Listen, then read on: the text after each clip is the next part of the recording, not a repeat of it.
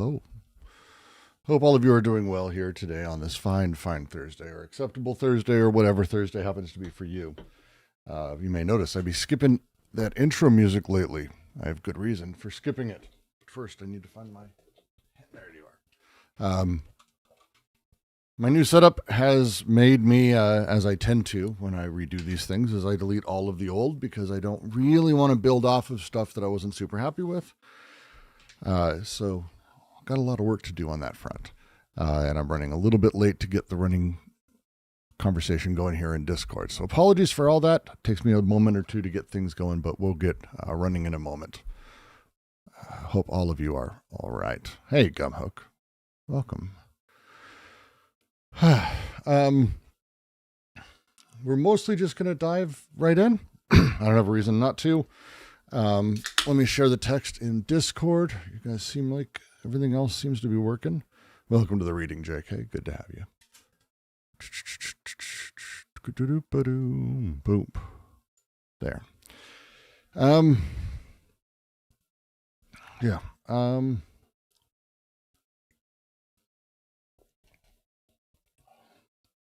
What a day. Let's see. Okay, we're making our way into training and selection. Ah, God, what a fucking thing from Nietzsche. The way the book is set up, Klossowski has laid out the vicious circle in terms of the physiognomy, the experience of it from the position that our friend Nietzsche was in when he wrote these things, how he wrote these things, what he considered when he was writing these things, the letters he was writing. And then he's also taking the writings that followed that experience and the fragments of it and sort of building I don't want to say a side philosophy, but the structure of how the rest of Nietzsche's philosophy sort of became made or was being built and how it was being made. As the last chapter went through, if you remember, the scientific explanation. Prior to that was the four criteria, as Nietzsche again was trying to come to the point of the singular gregarious. How do these things come together? How does all of this work? And how can I tell everyone about the eternal return? How can I tell everyone about what this experience was like and what it's did to me and how I understand the world now? And in the vacillations that he was making between the experience itself and the dive of there, the particulars of what then it meant for the world at large, the implications of it. There has to be a scientific explanation, and therefore, because there's a scientific explanation, that means that it has larger cosmological, global everything implications. It is less that at this point. Because we've been building that the valetudinary states, the way the scientific explanation operated, all of that, to instead begin thinking about actually the selective function itself, which was kind of at the center of the others. Can the eternal return itself sort people? Can it be part of that process that brings it a higher type as we go? And we are going to use a lot of awkward language here because Nietzsche did. It doesn't necessarily mean breeding, but we're going to start talking about it in that sense because that is more or less the sense Nietzsche was talking about. And this is, at this point, a lot of the stuff before has really matched Deleuze's reading of this.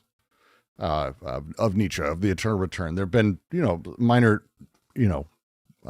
places where they diverged. This is where the book splits completely off. And this is like just, there's not Deleuze as a thing. Deleuze in Nietzsche, in Nietzsche's Nietzsche Practical Philosophy. No. Yes? No, Nietzsche and philosophy. Practical philosophy is Spinoza. Sorry. Deleuze's primary function, as he's sort of writing throughout, is fusing the two faces of the eternal return, right? So the thought that everything returns eternally, everything eternally returns, is itself an ethical sieve. It burns off anything that's reactive when it does this. It is burning off anything that is half-hearted and not full felt. It is burning off anything as it goes. Cosmology, the cosmology of it, it is the heart of his existence of difference. It is the heart of difference itself. It's difference itself. It's Deleuze. It's cosmological.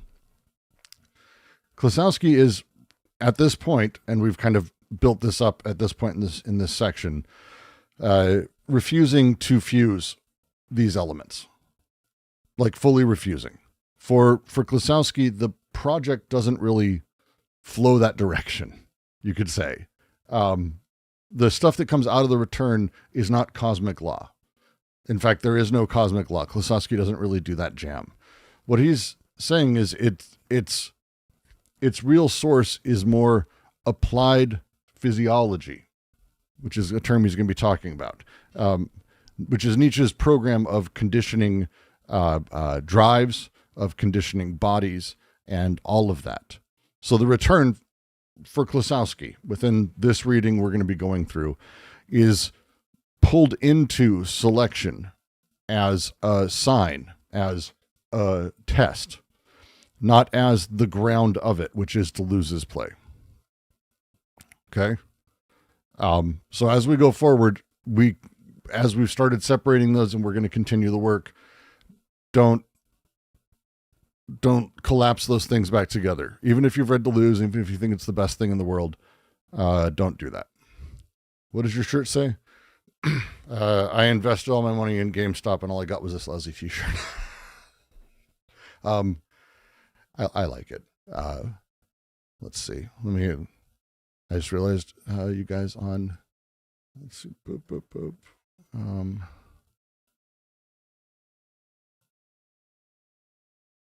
There. Why did Deleuze go in that direction?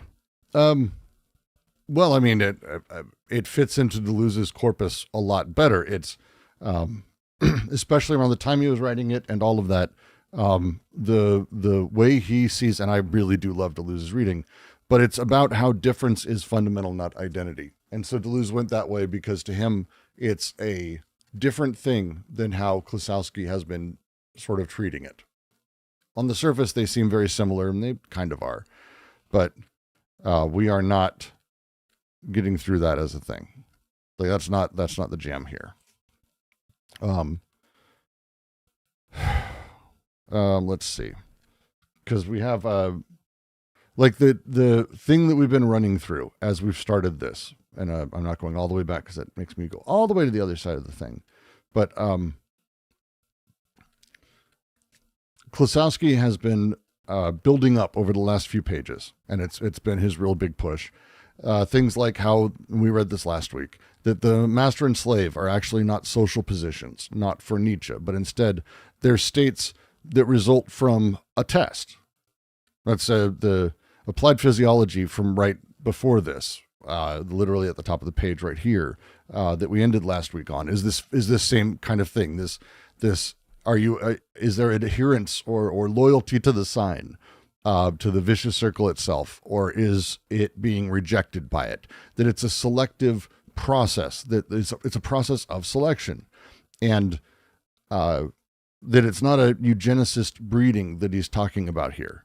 That's not the thing that he's playing with. It's not the Nazi shit, and he's being very careful about making sure that's not the case as it is, because the way that master-slave sorting, as we went through, is playing with the interrelation of the return sign, is not really caste, is not biology, is not the class system itself. It, as a thing, his words, already then to class, caste, or biology, already renders impossible any confusion within the regimes that have tried to attribute to these projects. So it's specifically aimed at Nazis. Lasurdo, really aimed at Lasurdo. He's really doing his best to step away from that and say, hey, the point here, and this is the philosopher's turned on himself in the previous paragraph, before any of that, the physiognomy of the philosopher as a thing, the historical type as obsessions, is kind of a flag as we talk about the philosopher imposter. So we're going to be going through a whole bunch of this stuff, but that's kind of the thing that is preceding this and prefiguring. That makes sense to everyone. Yeah. And the experimenter philosopher versus the philosopher imposter, we're about to build out what the experimenter is, how this works, how these things operate, and how you kind of, have these incredibly, and there's some dark shit coming, but it's not coming as a blueprint for how to behave. Like, and that's kind of what he's playing with Nietzsche. You'll see as we kind of get to it. Among the projects termed training and selection, there are some that allude to the physiognomy of the future masters of the earth without having any explicit relation to the doctrine of the vicious circle. Okay, so the things inside of this that really, one sec. This is what happens when I don't consider how I'm starting my stream. Come on. Start my tablet. My tablet did not turn on with me. I'm just a mess today. Where are you? There you are. Make sure it's working. Good. No. Of course not. Why would I expect it to be? Display 13. Why is there why do I have 14 displays? That's confusing. Doesn't matter. It's working now.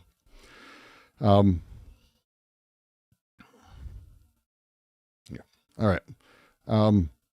The things to sort of focus on here. The first is the vocabulary he's going to be introducing here. And I'm going to kind of highlight up a few bits, but they're mostly already italicized. Okay. So we have the vocabulary that's opening up here, the training and selection.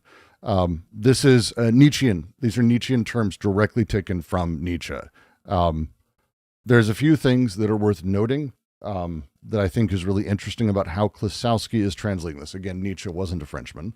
Nietzsche was German, and German is another unique language that plays with things in a lot of double meanings the way French does, not like we do in English. So it's worth taking a second. There are footnotes throughout this book for a reason by the translator. This is training selection is Zachtung und Auswahl. So Zachtung, training, can also mean rearing or breeding. We went through this a little bit ago, but I'm making sure we understand the fucking line Klossowski's trying to walk, because it's a lot. Breeding as a thing can mean like animal husbandry, like how you treat lesser people, or how you treat humanity. This is how the Nazis got their reading. This is the Nazi reading. This is where the Nazis got their reading as a thing. This is the Nazi reading.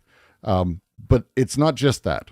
It also can, because that's a reference to like how you help something grow and you breed it, but that can also be cultivation.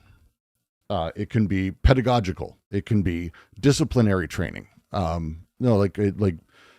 Again, there's a reason that this has this complex meaning that we kind of have to split apart when we take it into French, and then we take it in. He's taking a very particular version of this. Very particular. He's going to be doing that throughout the rest of this book, which is super, super important.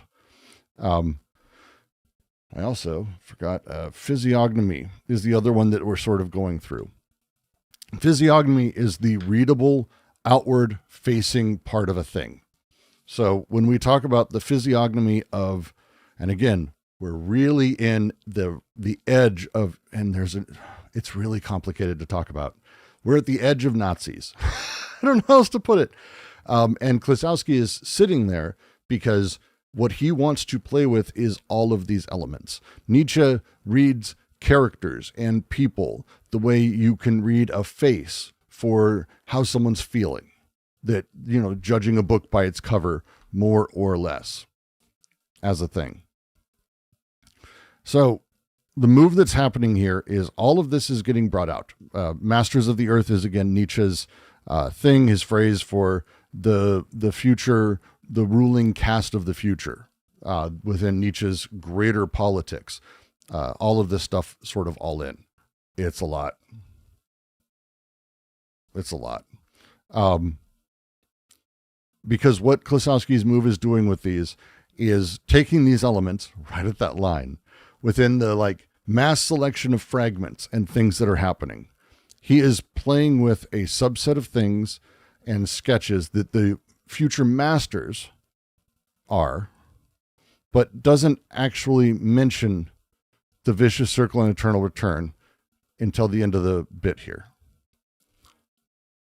The defense and rehabilitation of Nietzsche that Klossowski is trying to do rests on this return as test being what disqualifies a literal political program. The same way that we spent an entire chapter, and you'll see this language again throughout the rest of this. We spent an entire chapter going over how this can't be a scientific explanation, which also then, and again, having read it, it makes a lot more sense. But he's now taking aim at the idea that there's a political project. So he is taking the things Nietzsche wrote, he is utilizing what the Nazis did with it, and talking about how actually, no, this isn't what really Nietzsche wrote about, and also it's precluded fundamentally by the eternal return. That's the thing. So these elements that are all part of that eugenic program, and it looks like eugenic content, flatly it does, he is going to be explaining how these things do not actually hit that point, that these are actually not invoking these things, okay, that they look like that. And so he's neutralizing them. I don't have any other way to explain it. So we'll read this next paragraph where he starts talking about it, because this is, I'm kind of doing a lot of prefiguring. This is a complicated section of the book. We'll just say, and hello, Chris. These fragments explore the dispositions that will be required of the experimenter, dispositions that are pronounced in strong natures, such as criminals in the grand style, the courage of an existence outside the law, as much with regard to one's reputation, state, and origin as to one's conscience toward duty, a total absence of scruples in willing these means in order to attain that end. Whenever Nietzsche sketches the experimenter philosopher, he always casts a glance on the monstrous aspect of these characters. Such sketches do not say what these experimenters would consist of, nor does the fact that they end in the sacrifice and waste of human lives, as certain fragments seem to suggest, explain the manner in which these experiments would be undertaken. If on one hand we dismiss the hypothesis of physiological experiments, and if, on the other hand, we do not retain the moral test of the vicious circle, when precisely this test is not mentioned in the fragments in question, such as the following. I'm going to hold there and come back to that. We'll reread that to get there.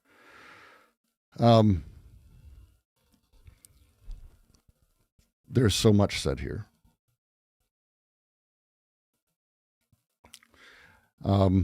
As I said, there's a lot of this that is happening that is playing specifically with these terms and how they're set up to talk about how they sort of have this sorting or selection mechanism as part of it, how the selection mechanism works. So when he says, these fragments explore the dispositions, the fragments that are written in the knock lists and other things, required of the experimenter, dispositions that are pronounced in strong natures, such as criminals in the grand style, the courage of an existence outside the law as much with regard to one's reputation, state, and origin as to one's conscience towards duty, a total absence of scruples in willing these means in order to attain that end.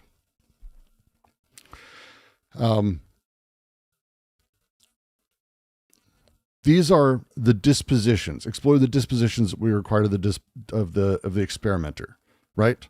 Um, uh, and again, it's a unique word. The experimenter plays with tempter. We went over this last time. It's worth knowing. The criminal in the grand style, another recurring trope within Nietzsche that he talks about quite often. Twilight of the Idols would be a major one here. Skirmishes of the Untimely Man, where he talks about and treats the criminal, the successful criminal, as a strong type who is made sick by society. And he talks about Dostoevsky, the characters within. This is prefigures actually a good amount of Deleuze, to be perfectly frank, especially later works. But the thing that Klossowski is playing with, the artist-criminal affinity that is being developed and started here, is really anchored in Ecce Homo, Nietzsche's work. And when we start talking about Sod My Neighbor, which is sort of a companion text often to this, the thing he's playing with, the philosopher villain, where libertines have a right to forbidden experiments, if the wording is in my memory enough. This is the way that like the experimenter's structure operates, right? So you have on the one hand this Sodian monster. It's structurally similar to this Nietzschean experimenter. They're the same conceptual animal.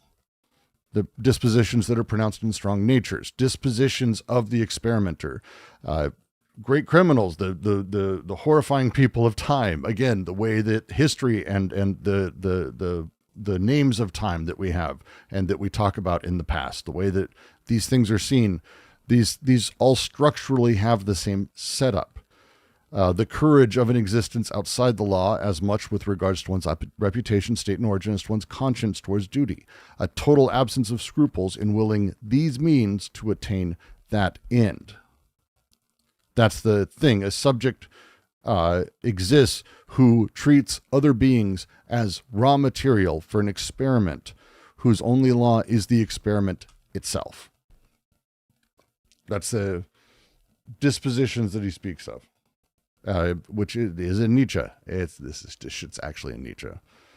And it's a lot. To continue, let me see if I can do 2 pages at once. Can you guys read that okay? Is that okay? Because I think it'll be helpful. Hopefully you can read it okay. Can you guys in Discord read it okay? Just give me a thumbs up emoji or some shit. I don't know. I just want to make sure you can read it. It's a little hard to read. It's a little hard to read. That's what I figured. God damn it. Of course it is. Let's see. All right, we'll move around then. So the next bit, whenever Nietzsche sketches the experimenter philosopher, he always casts, we're at the bottom, he always casts a glance on the monstrous aspect of these characters. There is a thing he plays with. And again, Nietzsche watching his own character, how he describes it, how he speaks of this thing that is the experimenter philosopher, or this grand, strong nature that he's speaking of. The monstrous aspect is not a random statement here. This is, again, Sod. This is Sod. Klossowski wrote extensively on Sod, so did Deleuze, for a whole bunch of reasons. That's like the point. That's the point here, is that there's always a glance on the monstrous aspect. And he says, and he goes on, and we'll move to the next page. Such sketches of those characters, do not say what these experiments would consist of, nor does the fact that they end in sacrifice and waste of human lives, as certain fragments seem to suggest, explain the manner in which these experiments would be undertaken. If, on the one hand, we dismiss the hypothesis of physiological experiments, and if, on the other, we do not retain the moral test of the vicious circle, when precisely this test is not mentioned in the fragments in question. This is going to be basically, this prefigures the rest of a lot of what we're going to be doing today and talking through. Okay. It's argumentative up front, and it's engineering a very particular way to consider what Nietzsche's writing in these fragments that we're going to be talking about. He's staging a term. The thing he's doing is kind of underdetermining what's kind of ahead of us.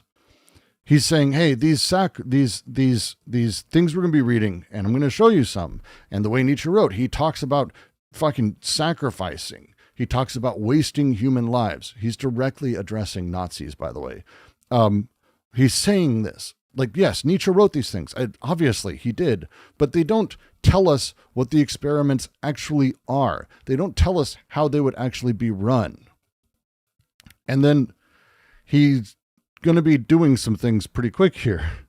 And the two bits that are really fascinating, I think, is to say, explain the manner in which these experiments will be undertaken. If, on the one hand, we dismiss the hypothesis of physiological experiments, and on the other, we do not retain the moral test of the vicious circle.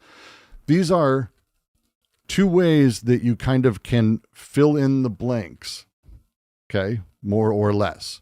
Because, again, these experiments, again, a lot of thinkers who utilized Nietzsche, especially during the Nazi times, went, well, this is just doing that. People today, you will hear white nationalists and all sorts of fascinatingly awful people talk about Nietzsche in the sense that you need to do these, people are the raw material, that people will die, that you've got to waste human lives. Because, again, they don't really read deep. They don't really spend a lot of time discussing these things and caring. So the problem we end up having is specifically ignoring the eternal return, specifically in the two ways that he outlines here. On the one hand, people can drop the hypothesis that these are literal physiological experiments. You can say that. He's dismissing it. Or you can also, on the other hand, we do not retain the moral test of the vicious circle. Don't import the moral test of it, especially since the particular fragments that you're using here never mention it. So we're going to read a section, and the thing to pay attention to is he's like, hey, notice what's not said here. Notice that they're not talking about these things. Notice that this is not what the experimenter's philosophy is about. You're just grabbing fragments from here and adding all of this, because these fragments, as we read them, and you can go find them yourself, there's a bunch of different ones that we're going to go through. At no point do these fragments have any operational content. These fragments are to describe a disposition only, not the procedure or actions or plan of what that disposition should do or ought do. This is physiognomy, not policy. That's why I spent a little bit of time on that term. That's what he's doing here. And a lot of people conflate the fuck out of these things. A lot of people conflate the fuck out of these things. So we're going to go through these fragments, and the first one is the great passion and the pessimism of strength. That's the first thing we're going to be going through that he says here, because it's not mentioned in the following fragments like this one. And then he starts. Let's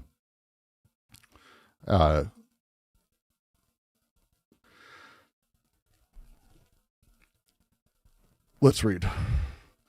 The pessimism of those who have the strength to act. The why following a horrible struggle, a victory over oneself.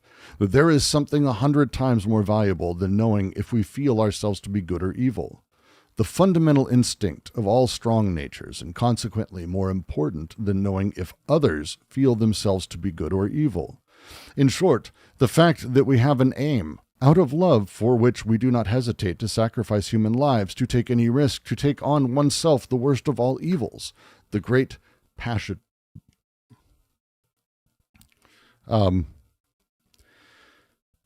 This fragment, as we're going through it, and he'll be explaining this again, I'm more doing a lot of prefiguring, but Nietzsche is stepping away from the idea of good and evil. The moral question, am I a good person? That's not the point. It's not it. It's having an aim as such itself, having passions, the great passion, attaching towards this and having this drive that is embraced. And he's saying explicitly, what matters is not the moral quality of the nature. The strong nature doesn't really have that. It's not a thing we give a fuck about, right? But it's organized around a goal that it loves more than humanity. Yes, that's kind of the end there. That it doesn't matter. It's the affective, emotional core of the experimenter, as he's talking about here, is not cruelty for cruelty's sake. It is not death for death's sake. It's not murder for murder's sake. That's not the point. It's a passion that simply subordinates all. And that includes people. That includes everything. This is a sort of as a thing. Zizek talks about this in one of my favorite little spiels of his, and little thing he does in a book a couple times, where he talks about how happiness is a conformist category, that when you're truly in those creative moments and you're building or making something, you're willing to suffer and die because you don't care.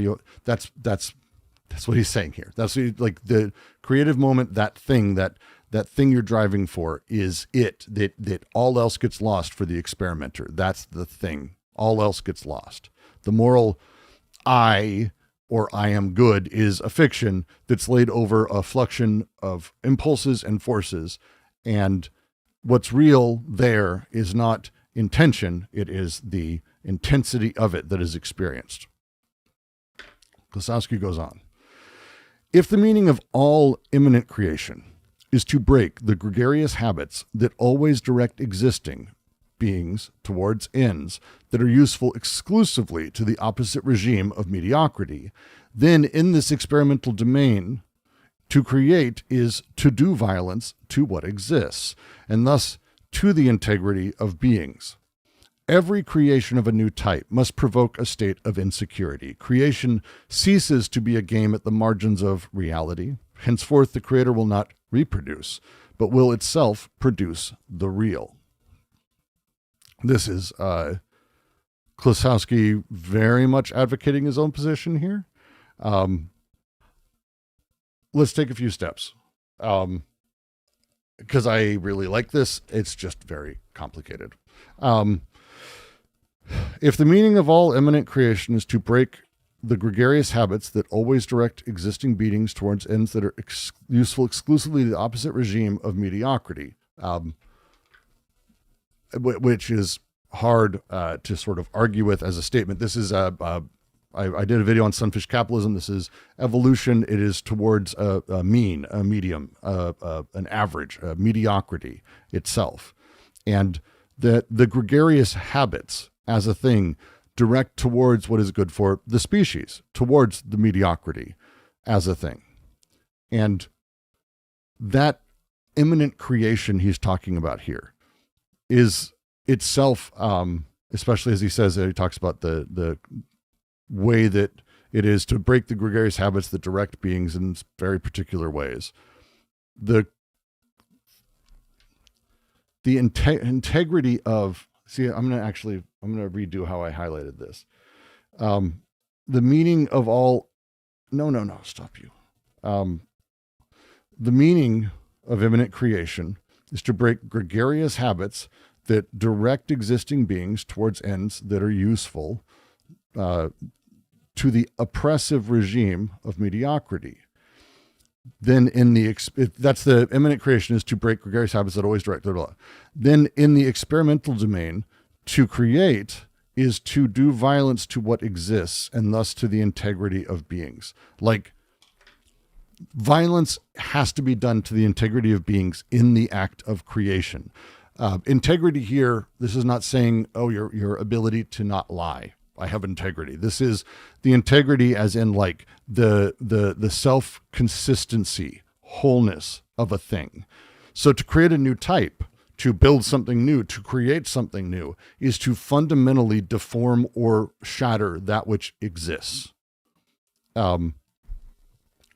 This is also in Sod. Again, I would recommend after you read this book to go read his book, Sod, My Neighbor, because it is the same exact point from the opposite direction of life, which is amazing.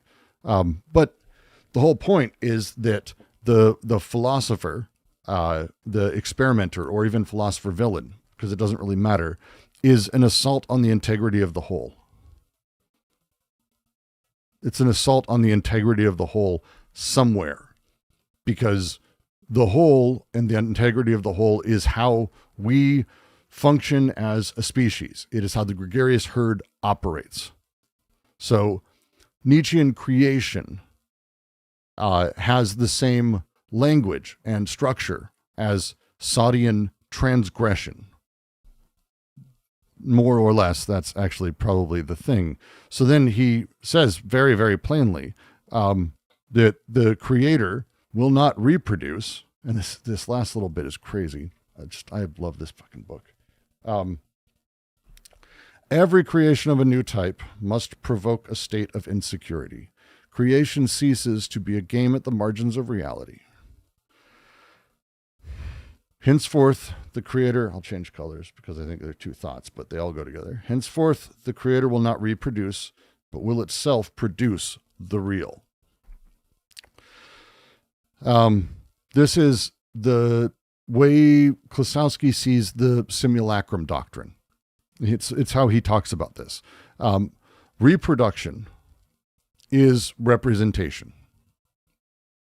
When you copy a pre-given reality and the way that it's built, you are ultimately like recopying, reproducing. You're in representation. You are copying a thing that exists. You're reproducing representation. Production of the real is different. Simulacrum doesn't depict reality. It fabricates a reality that the impulses deal with and have to deal with and react to.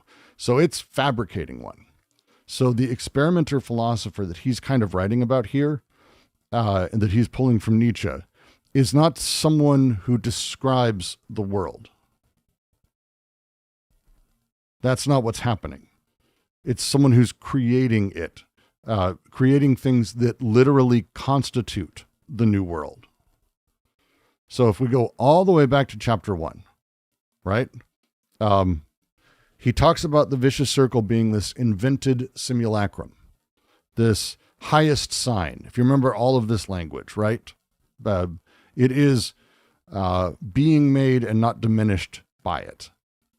It is itself the creative act, as he talked about it. So for Klossowski, this thing that's happening, the simulacrum, isn't a fallback fiction that we tolerate. That's not what's happening here. The new, when it's built, constitutes the production of the real. It constitutes the real itself. It is the necessary and only vehicle for phantasms to make it into the world and then to, again, deal with impulses. And that, yes, representation. Exactly. That's where representation comes from. I know. I need to make more of a point of that. It's absolutely it. That's the thing. The creator does not represent, but instead produces the real. Creation ceases to be a game at the margins of reality. This necessarily is a destructive act in some way, is what he's driving at. So then we grab another fragment and we make our way through it. Another fragment, whole other thing. Here we go. The first problem is, to what degree does the will to truth penetrate the depth of things? The fact that we measure the entire value of the unconscious in terms of the means of conservation of the living, as well as the value of simplifications in general, and the value of regulative fictions, for example, those of logic. It's going to be a lot. And that we evaluate above all the value of elaborated interpretations and the degree to which thus subsists not a that is, but a that signifies, leads to this solution. The will to truth develops in the service of the will to power, and considered rigorously, its task, strictly speaking, is to ensure the triumph and endurance of a certain type of non-truth, to take a coherent set of, oh God, I fucking hate this PDF. Fucking hate this PDF. Hate this PDF. Of falsifications as the basis of the conservation of a certain living species. We're going to go through these things each time, one step at a time. Yeah, we're going to do each one at a time. I'm not going to read the whole thing all at once and then come back. Each of these is a focus on a very particular problem that this fragment's going over. The first problem, the problem of the will to truth. It's the first one, and it's about, as we'll see, and again, this is more my opinion, how these things we're talking about don't reach the depth of things.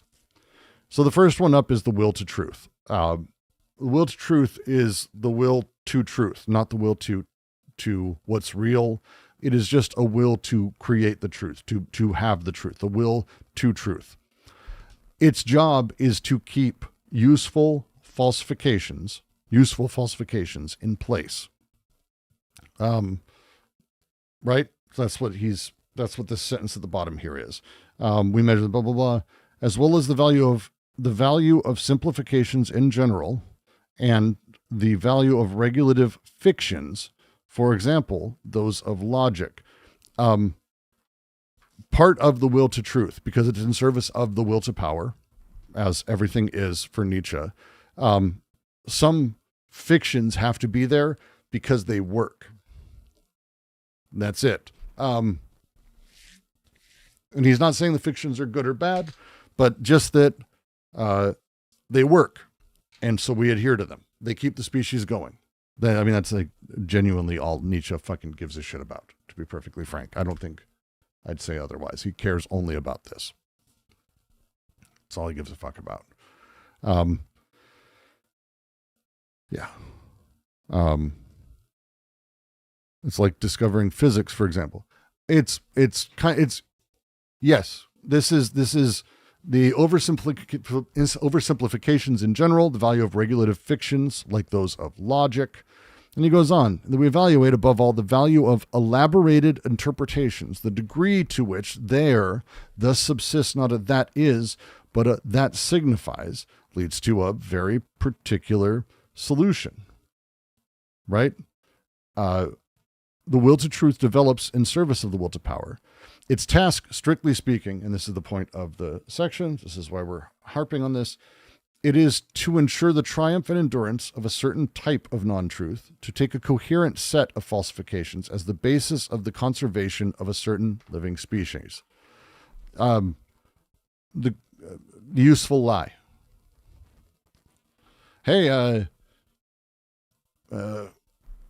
don't know. It's hard to identify these because that's the whole point, is that they're useful fictions. But they're fictions nonetheless. They keep people alive. They keep people going, especially in early times. Old stories, the reason you would always have stories of haunted forests in old, like, Germanic tribes and things like this, is forest was a dangerous fucking place. Don't go there. But you can't just say, don't fucking go there. So you tell stories of what's in them in order to make people not want to go in them.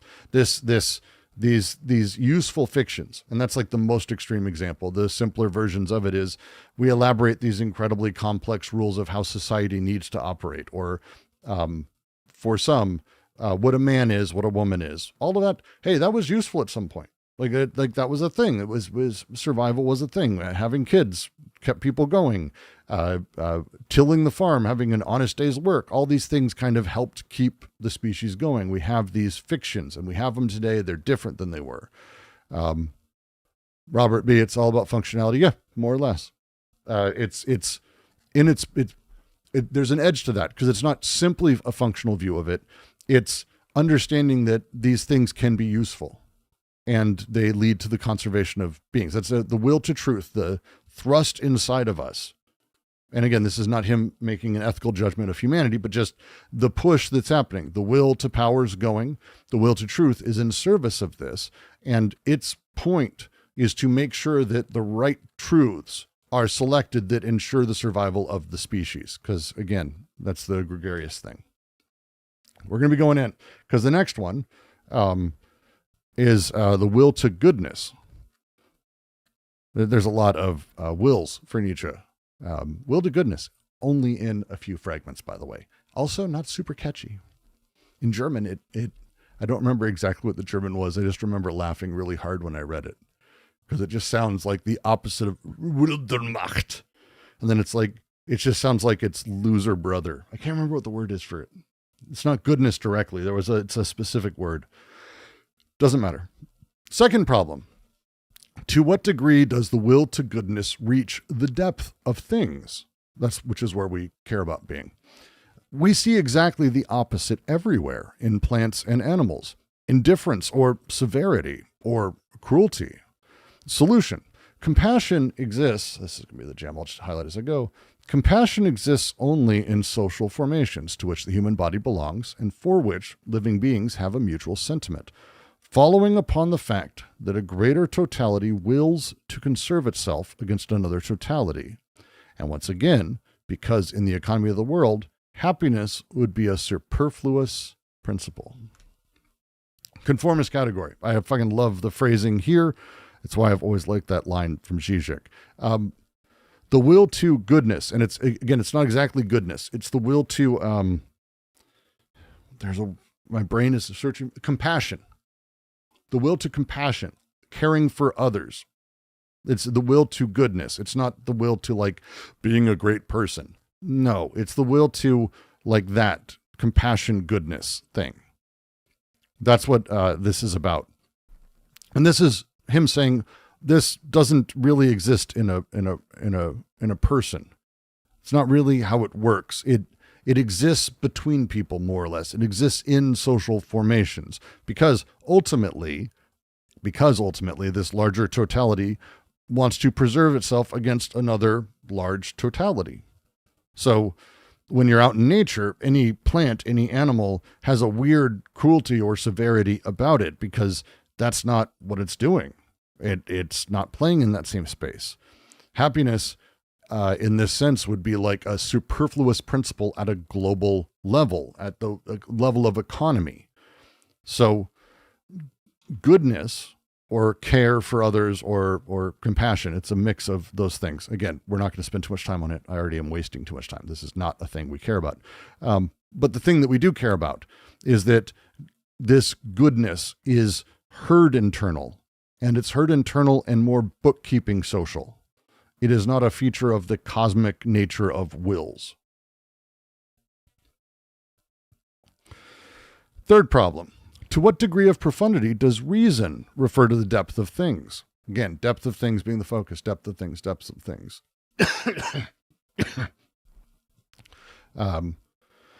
Critique of aims and means, a point of factual relation, which is nothing but a relation projected by an interpretation.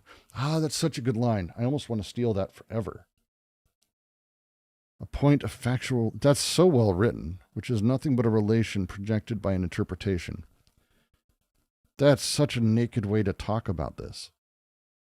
Sorry, that's completely irrelevant. It's just, goddamn, sometimes Nietzsche's writing is just very good.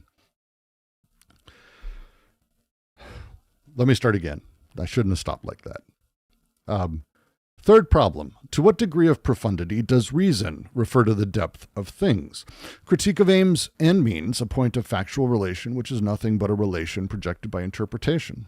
The characteristic of waste, of mental derangement, is normal in the economy of the whole.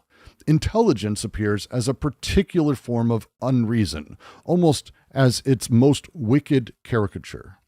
To what degree is a high rationality always the symptom of declining races, an impoverishment of life?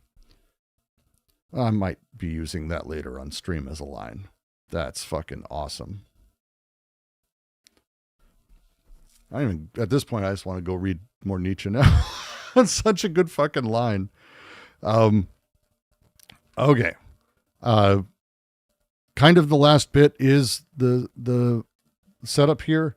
The other thing is kind of the way waste works. The characteristic of waste, of mental derangement, is normal in the economy of the whole. Intelligence appears as a particular form of unreason, almost as its most wicked caricature. High rationality. Oh, we're extremely reasonable people. Think British people circa 1850. Like that caricature of like, yes, no, that'd be most reasonable. That kind of thing. Or think of America. Think of America now, I guess. Think of America now. It's like an anti-conservative fucking line. It's so good.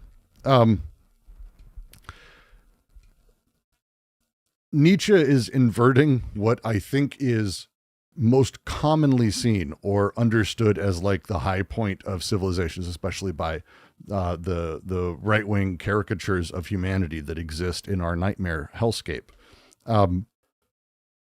Reason is not the opposite of irrational drives, but it is a mask of irrational drives. And it is also an excess of its decadent signals. Descending life, if you remember chapter 4, when we went through the valetudinary states, this is what he's referring here. It is a very beautiful, but brutal specific thing. What critique of aims and means. That's what it does. It's reason doesn't refer to the depths of things. It's a point of factual relation, which is nothing but a relation projected by an interpretation. Such a fucking good line. God damn it. Does that make sense? Good. It is exactly that moment, 92. It is exactly that moment. That Key and Peele sketch is basically it, and it's fucking great.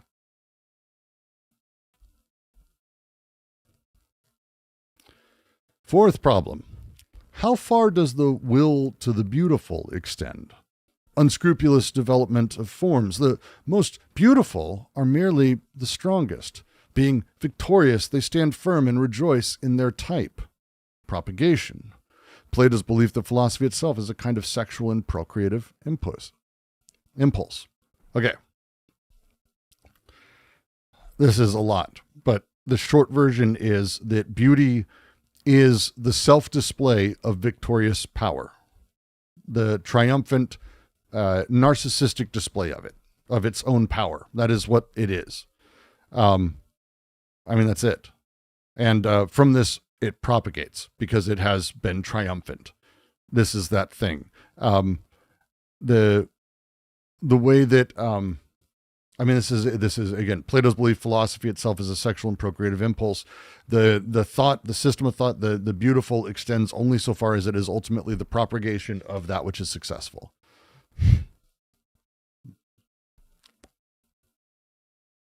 More or less. Yeah. Hence, the things that until now have a hitherto appreciated as true, good, reasonable, beautiful, turn out to be, as isolated cases, inverted powers. I point out this perspectivist falsification in favor of which the human species affirms itself. This is its condition of life, that it takes pleasure in itself. The human being experiences joy in the means of its conservation. These means include the fact that human beings do not want to be deceived, that individuals are ready to help and support each other. On the whole, the successful types know how to live to the detriment of the lesser types.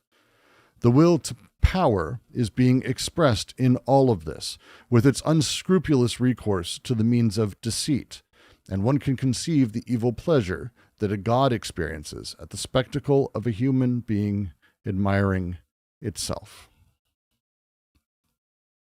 In short, the will to power. We'll get to the consequence, which finishes off this section. And we got a lot we can do today, which is good.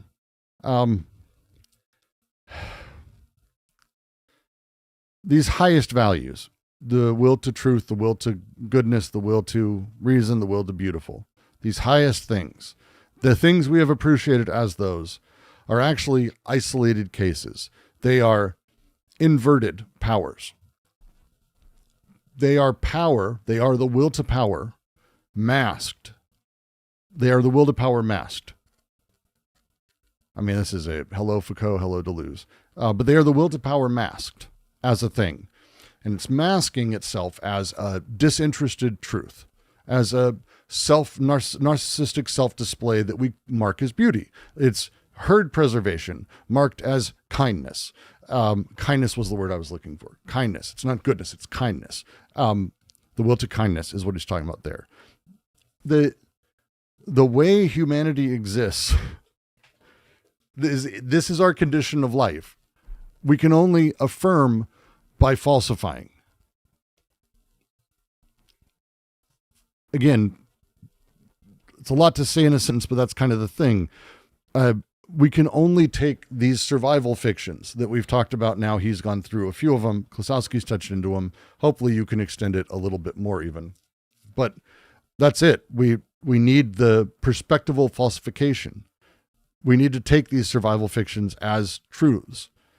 So lies are not failure, right? Getting close to the truth doesn't mean we stop lying. These are structural implications that are the inversion of the will to power, or the will to power inverting the way that these values actually exist. He says it, I think, nicely.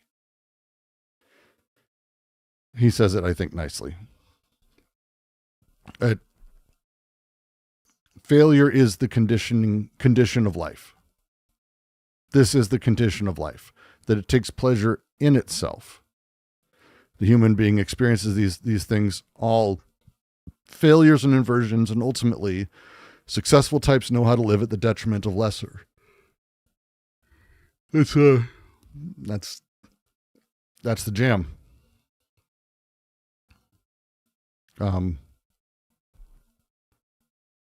That's the jam here. And he says, ultimately, that's the will to power being expressed in all this. Its unscrupulous recourse to the means of deceit, one can conceive the evil pleasure that is a god experiences at the spectacle of human being admiring itself. In short, the will to power. But, I love it. Consequence. If this representation is hostile to us, why do we cede to it?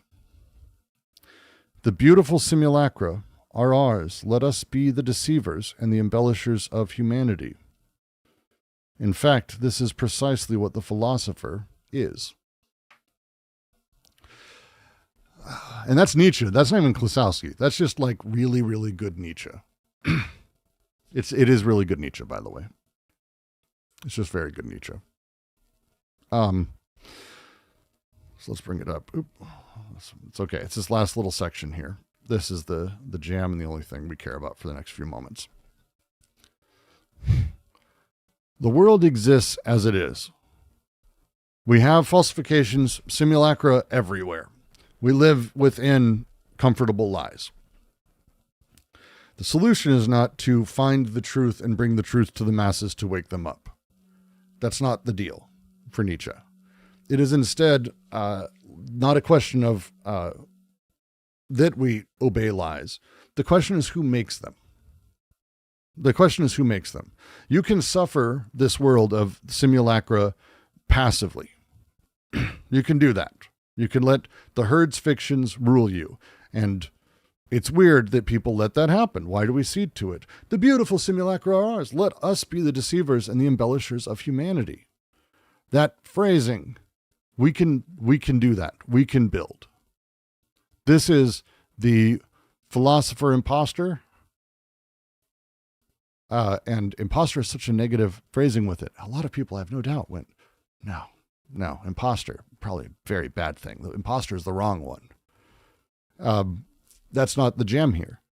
It's an experimenter and tempter, one who lures others with these signs. So there's a weird thing that's happening here, and it's in the next section. We're going to start reading it in just a moment.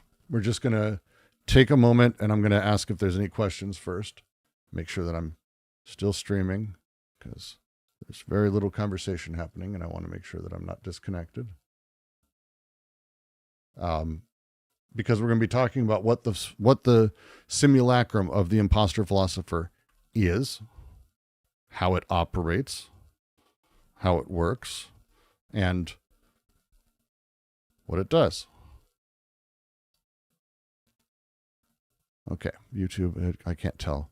I need to figure out how to get an EPUB of this so I can do this inside of the other setup that I've spent so much fucking time building. No, I'm still live. Just no one's talking, that's fine. Admit nothing. Is Deleuze an imposter philosopher? Yes. I mean, absolutely. Absolutely. Foucault too, by the way, in various ways. Again, it's not about finding an ideal, but it's about constructing. Let us be the deceivers and embellishers of humanity because someone is. It's true. It be true. So as we make our way through the next little bit here, and it's kind of like the big jam, this is the sort of opening salvo for what's going to be coming through here, because the selective project that we've talked about, right? The selective project, and simulacrum theory that he's been building as he's been talking about what the sign of the vicious circle is. These two things, again, most philosophers separate them, Nietzsche even, but they're all part of the same experience as far as Klossowski is concerned, and Klossowski is fusing them fully together. The experiment of training and selection is actually not biological. It's not doctrinal. We've gone through it. There's no scientific or political project there. Instead, it's semiotic. It's semiotic. You don't breed bodies or apply a moral test. This was the failures that Nietzsche failed with and said he failed with over and over and over. That's not it. Instead, what the experimenter does is produce and circulate simulacra, and the simulacra recondition the drives they interact with.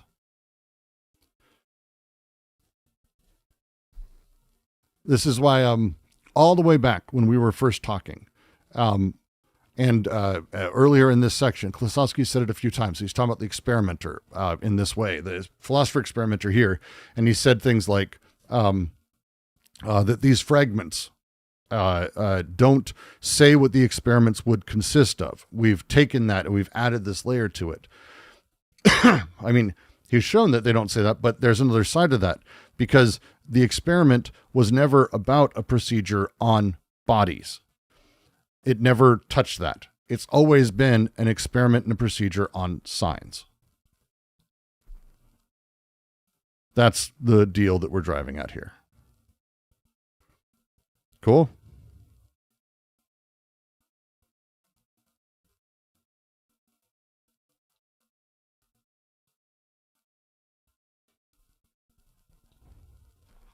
Okay.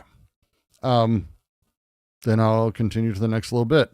As we make our way through, we're going to be making our time with the experimenter and what the philosophy of things is, and the simulacrum.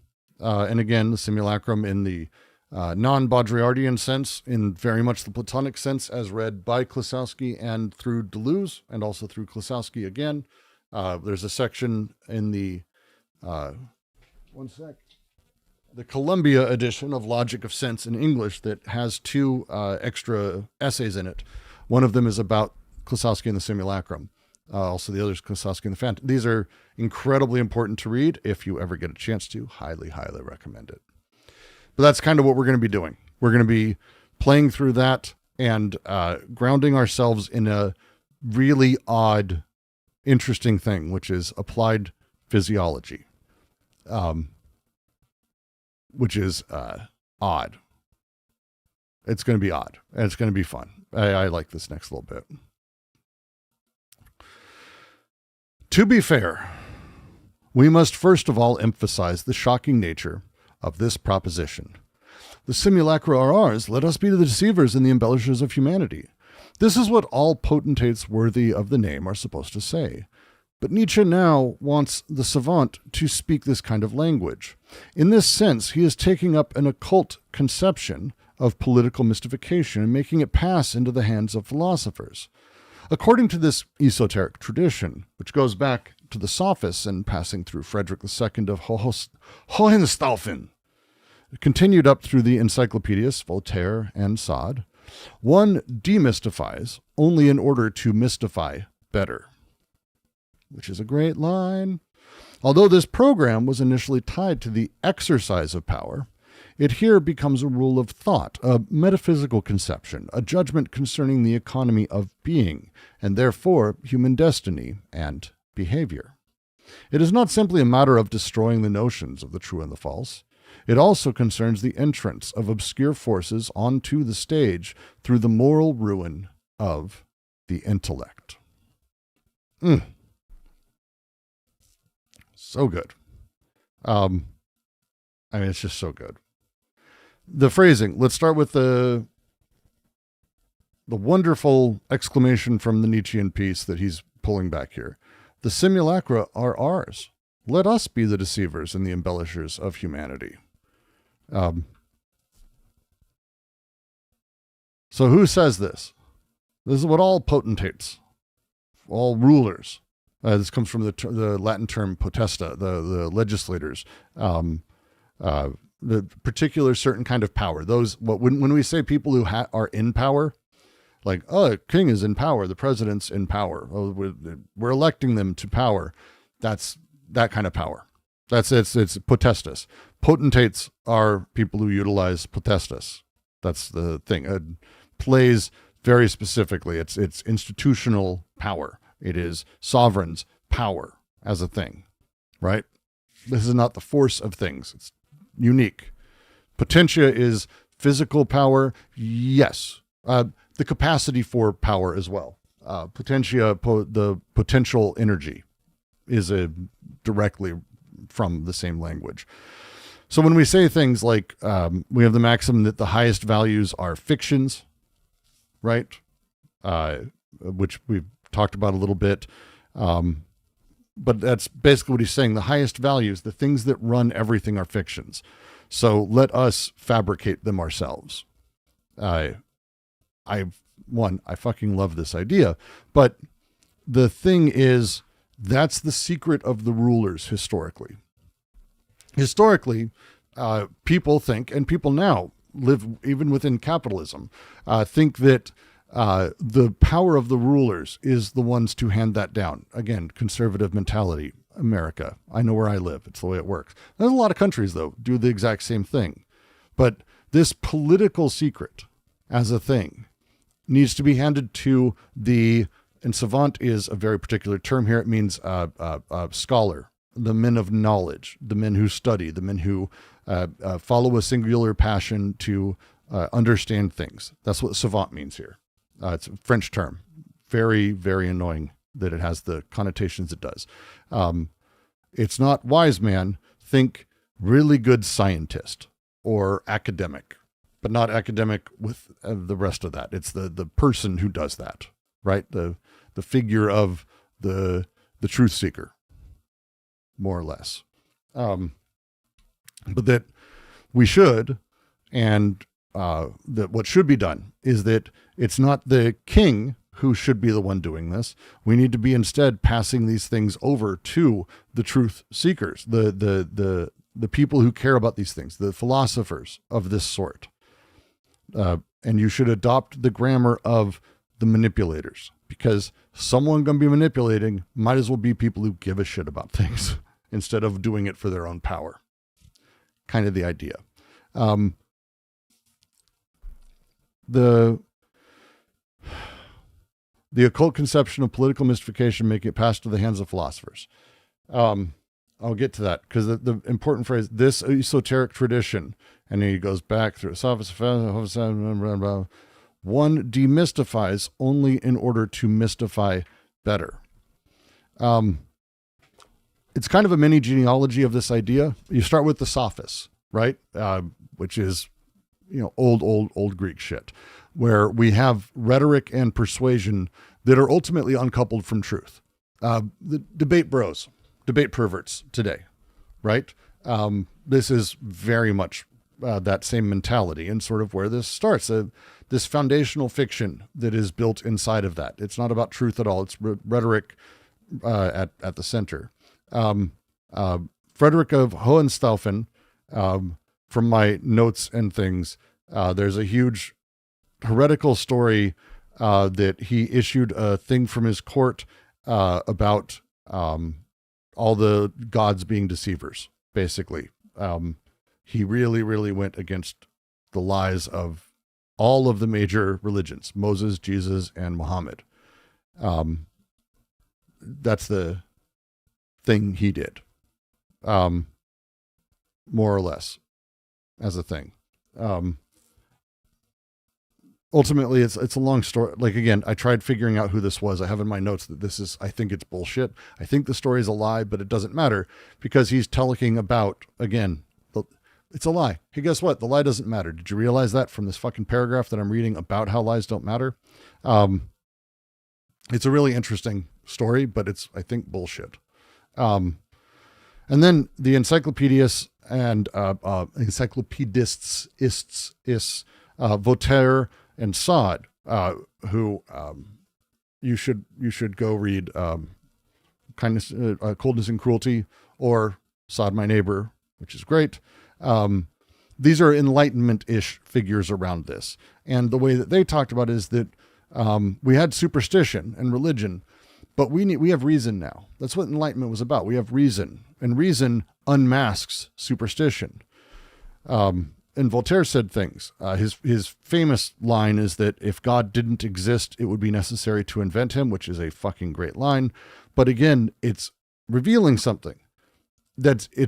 If God didn't exist, it would be necessary to invent him is a hell of a statement. It's saying that's our job, is to fucking bullshit, is to create these large-scale fictions in order to explain and understand things. Sade did this. Sade really loved large-scale narratives. And in the comparative text that I put with this often, Sade, My Neighbor, worth reading as a thing. All of these come to that last little bit. One demystifies only in order to mystify better. We didn't find truth in the Enlightenment. In the scientism of today and the hyper-rationality that has led to our current nightmare, it was the abolition of religion as a thing very often. The Reddit atheist movement, or 4chan atheist movement, or whatever that was. It wasn't about getting to truth. That's the lie. That's a very big lie. But instead, it was about mystifying better. So scientism takes its place and finds its place in the grounding. This is the repeated project of things at large, over and over and over.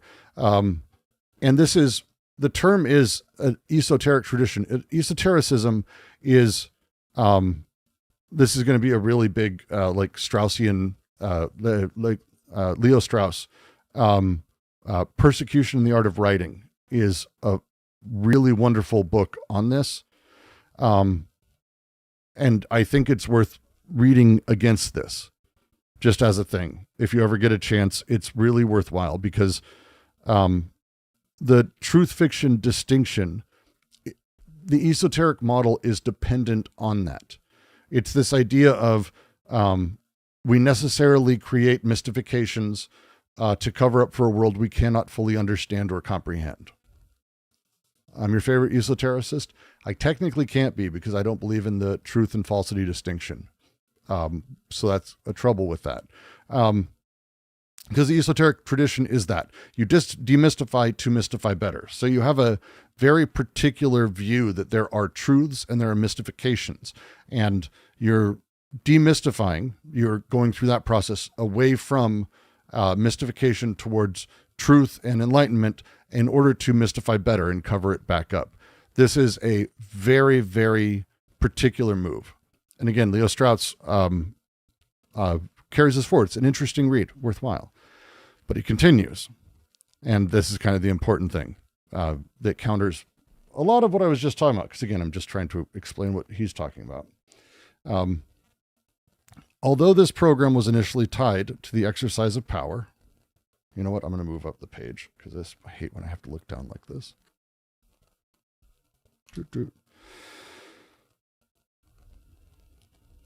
Although this program was initially tied to the exercise of power, it here becomes a rule of thought, a metaphysical conception, a judgment concerning the economy of being, and therefore human destiny and behavior. It's not simply a matter of destroying the notions of the true and the false.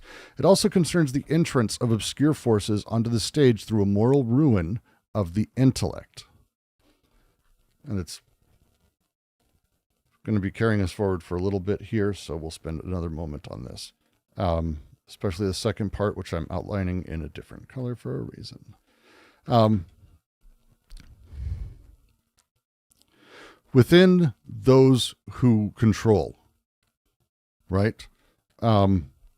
Within those who take the position of those in power and govern, the way mystification works is almost instrumental. It's a tool for governing. We see this now. Israel is the easy one. Like Israel's the easy one. We can do the same thing with Ukraine. We need narratives that are pretty simple to be able to understand things at large and be able to agree at things when we're 10, 20, 30 million people. 15 people, we can kind of just live. Tens of millions of people, hundreds of millions of people, a billion people. It doesn't work like that. You have a tool for governing in mystification itself. But Nietzsche is using it differently. It's different. It's ontological. A judgment concerning the economy of being and therefore human destiny and behavior. The economy of being is how being is circulated, distributed, spent. Klossowski is playing with the economic register very, very intentionally because capitalism. Just capitalism. Living currency, read it. So the intellect that we're talking about here, this capacity we have, this conceptual judging capacity that is seeking beauty and truth and false and all of that, is morally discredited so that obscure forces, the impulses, the preconscious impulses, actually have the ability to take the stage.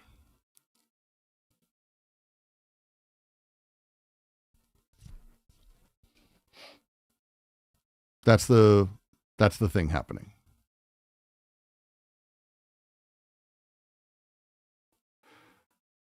And so he goes on. It's literally just that. What we see at work here is a positive notion of the false. I really love this. What we see at work here is a positive notion of the false, which, as the basis of artistic creation, is now extended to every problem raised by existence. Mystification, according to Nietzsche, is not simply the way a potentate operates. It's the very ground of existence. Demystification had hitherto been the unadmitted task of the savant, but demystifying in order to mystify better, no longer simply to exploit, but to favor these obscure forces as creative and fecund, able to have things grown, growing things, fertilizing things, caring for things, now becomes the practice, no longer of the philosopher, but of the psychologist, and of Nietzsche, notably in his attempt to overcome the despair into which the scientific demystification, by destroying values, would have thrown Western humanity. The remedy would thus be a remystification that would generate new conditions of life, that would validate the creative force of impulses. I mean, I adore this. This is such a great, again, continuing the way that we've been going. Nietzsche has attempted now he's attempting again this version of selection, and he's talking about demystification and mystification, and he's playing in a very particular way. He's playing in a very particular way. Mystification, according to Nietzsche, is not simply the way a potentate operates. It's not just how kings work. It's the very grounding of existence. We exist in a space of being mystified or demystified. But demystification had normally been an unadmitted task of the man of knowledge, the savant. But demystifying in order to mystify better, not to exploit, but to favor these obscure forces as creative, now is the practice, no longer of the philosopher, but of the psychologist.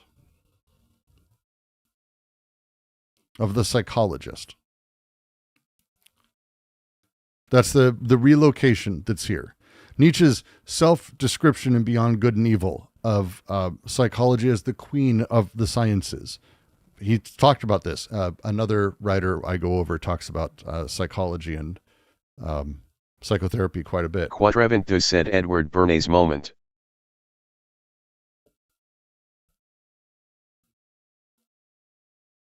Don't do that again. Edward Bernays, I'll read your thing. How the fuck did they change those fucking settings again? I hate Discord so fucking much. I think only I hear it. Really? Did everyone else hear that? Because everyone on stream fucking heard that. Yeah, everyone heard it. Why did they let... We had that disabled for everyone on the server. Discord didn't let you hear it. Probably because you're the one who typed it.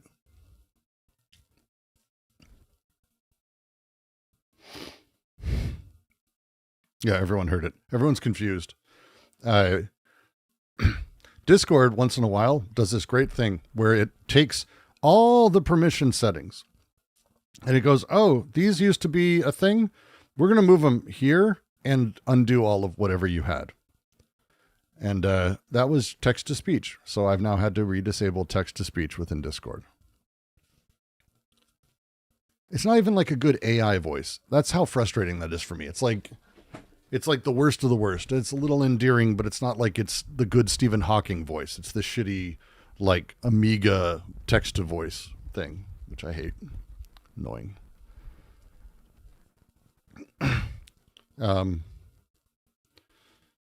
Let's see. So like science. This is science. Science did this, right? Science demystified a whole bunch of shit. It demystified everything. We have, because of rationality, science, and reason, we have the death of God.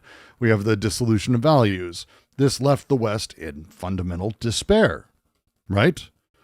A nihilistic vacuum of everything. And so he's like, hey, the remedy would thus be remystification, which could generate new conditions for life. We can make up new ones. This would validate the creative force of the impulse themselves. This, at first sight, seems to be the intention of this proposition. Yet, the very terms demystification and remystification, if rationally speaking, they seem to correspond to this project, serve only to make the project seem completely untenable. How can one demystify anew? How can one demystify anew? Nietzsche must therefore have had something in mind other than the promulgation of deception through the invention of a simulacrum. There had to be something else here. The demystify, remystify model is incoherent because it's there's a hell of an asymmetry. You have someone who's like a deceiver, the deceiver we've talked about, who's in the various positions, who knows the truth, and a deceived person who is fooled. So demystification, in theory, would be demystifying the fooled. They grasp all values are fictions, that there's no truth behind them. But how do you remystify? You're authoring a fiction that you are aware is a fiction. You can't lie to yourself. So you can't demystify anew. There's nothing there to unmask at that point. It doesn't work because mask and face structure is gone when you're in a different framework that doesn't have these things. So when we talk about deceiver, that's a problem. That's a fucking problem. It's a simulacra as deception versus simulacrum as necessary vehicle. So let's, if you saw my video on religion that I recently put out, you're going to start seeing a lot of things. All right. If we affirm that the only being guaranteed to us is being that represents itself and is therefore changing, non-identical to itself, completely relative. In other words, that existence is sustained only through fabulation, then we are stating clearly that existence itself is a fabulation. Thus, Nietzsche, who feared the spread of nirvanism in the West, was in fact simply dreaming of inverting this nirvanaism into a praxis of the simulacrum. The attraction of nothingness can be overcome only by developing the very phantasms the Buddha tried to liquidate. It's a great statement, really, really simple. Fabulation is a great word. Means to create fables. It's a fable maker, a fabulation. But fabulation sounds fucking stupid, so we say fabulation. Fabulation, the creation of fables. That's the thing. Bringing narration into being. Fabulation as a thing. So, if there is no bare reality under fictions, that's because being represents itself. Right? The being only ever appears as representation. Fundamentally, it has to, as it is self-identical. Right? It's the only being we have. Existence isn't a thing that dresses up in stories. Existence is the story making. So deceiver's not the right word. That's not the right word. This is you'll hear this and Deleuze and Guattari and others echo this. This is the guys in charge know the lies. Really? Really? Really? Is it they know the lies? Or is that the fundamental thing? Because deceiver or deceived, it's incoherent at its base layer, as he's laid out here, because deception presupposes a truth that is not based in fabulation. There isn't one. There isn't one. So again, this is why the people who are super into that idea of what they're lying to you, you often end up getting back to the, 10 Jews in a cave. There's a reason you end up back there. Oh yeah, no, flat earth is bullshit. We're being lied to. They're telling us stories. Well, what's the reality? Oh, it's because there's an infinite world with all the power and they don't want us to experience just dumb shit. Because there's no bottom then. Well, then who's confabulating them? Oh no, they see the literal truth. That's stupid. That's just stupid. What the fuck is how does that work? How do we have literal truths? That's the thing. And there's a really great few little things about how Nietzsche dealt with and talked about the sustaining fictions of the world. And it's thing. Nirvanaism Nietzsche talked about, a lot of people think he's lauding it, and he does on occasion speak very positively of it. And he was very, very afraid early on, especially, but I think a lot, that Nirvanaism would end up seeding into the West, which it has. So great. But he wanted to invert it. There's a will to nothingness, which is what he calls Nirvanaism, the drive to extinguish the impulses, reaching peace by dissolving illusions and impulses. Whether or not that's Nirvanaism, again, timing wise, I think he got most of his understanding of that shit through Schopenhauer, honestly. But Nietzsche wrote in The Antichrist that Europe is sliding into a passive nihilism, not active nihilism. And that was one of his sort of pushes. Passive nihilism is a problem. Why do you bring this up, Brooks? Because he goes on. Nihilism, in the passive sense, manifests itself as soon as the ability to invent new fictions and interpret them is exhausted. This is how the contemporary moral situation appeared to Nietzsche as he considered the role of the philosopher impostor, the mind that knows how to derive conclusions from the processes of cultures and societies, the moralities that produce the criteria of knowledge as well as of behavior, and these criteria in turn engender new moralities, depend exclusively on the interpretation of humanity at a determinate level of his psyche. The phantasms of the latter are externalized in simulacra, in the absence of a new simulacra, while the existing simulacra lie dying. The intellect and the phantasm of the impulses find themselves in a desperate face-off. Because of their reciprocal incommunicability, Nietzsche can say that the intellect is the caricature of unreason, because it is not recognized as such. The intellect, in the absence of a new simulacra, itself becomes a phantasm. Scientific naturalism and objectivity are among its many forms. The inability to invent simulacra is therefore merely a symptom of degeneration, a situation that defies a force of invention sustained by a determinate impulse, which not only produces its own phantasms, but still knows how to interpret them. We'll get to that next line in a minute. We're going to start with the rest of this first. So, nihilism, in the passive sense, manifests itself as soon as the ability to invent new fictions and interpret them is exhausted. This is, again, Fabric. This is late 1887, as we're starting to near towards the end of Nietzsche. We talked a bit ago about how passive nihilism is not really a loss of belief in true values.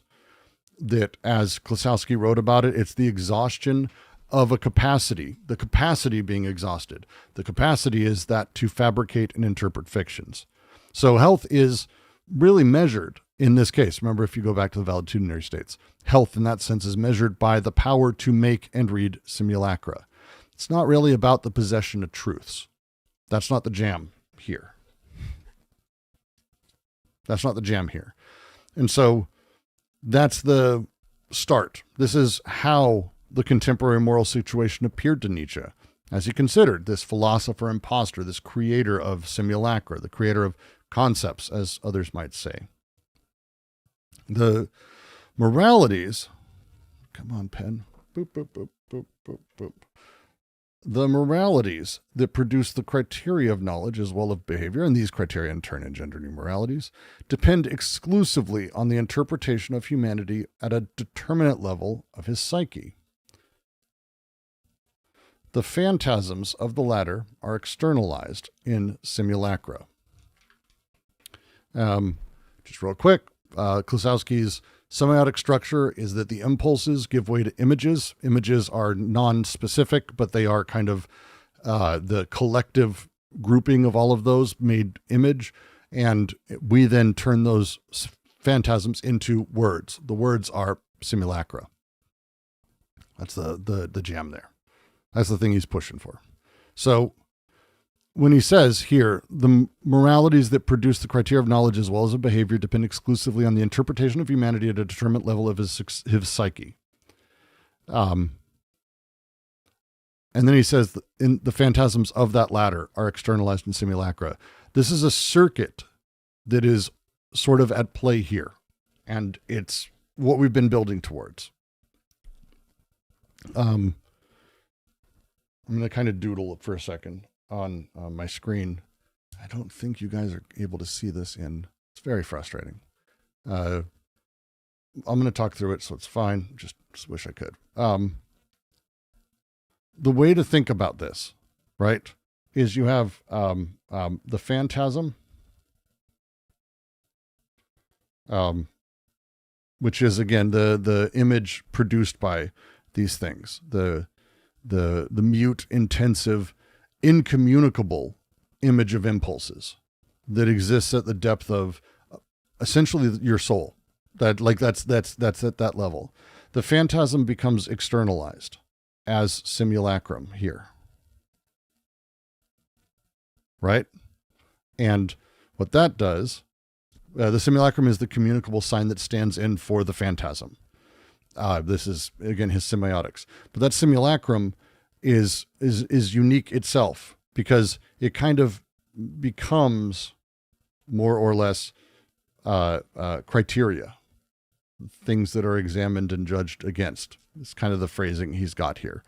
And those judgments, that criteria, the knowledge and conduct around it, then engender moralities.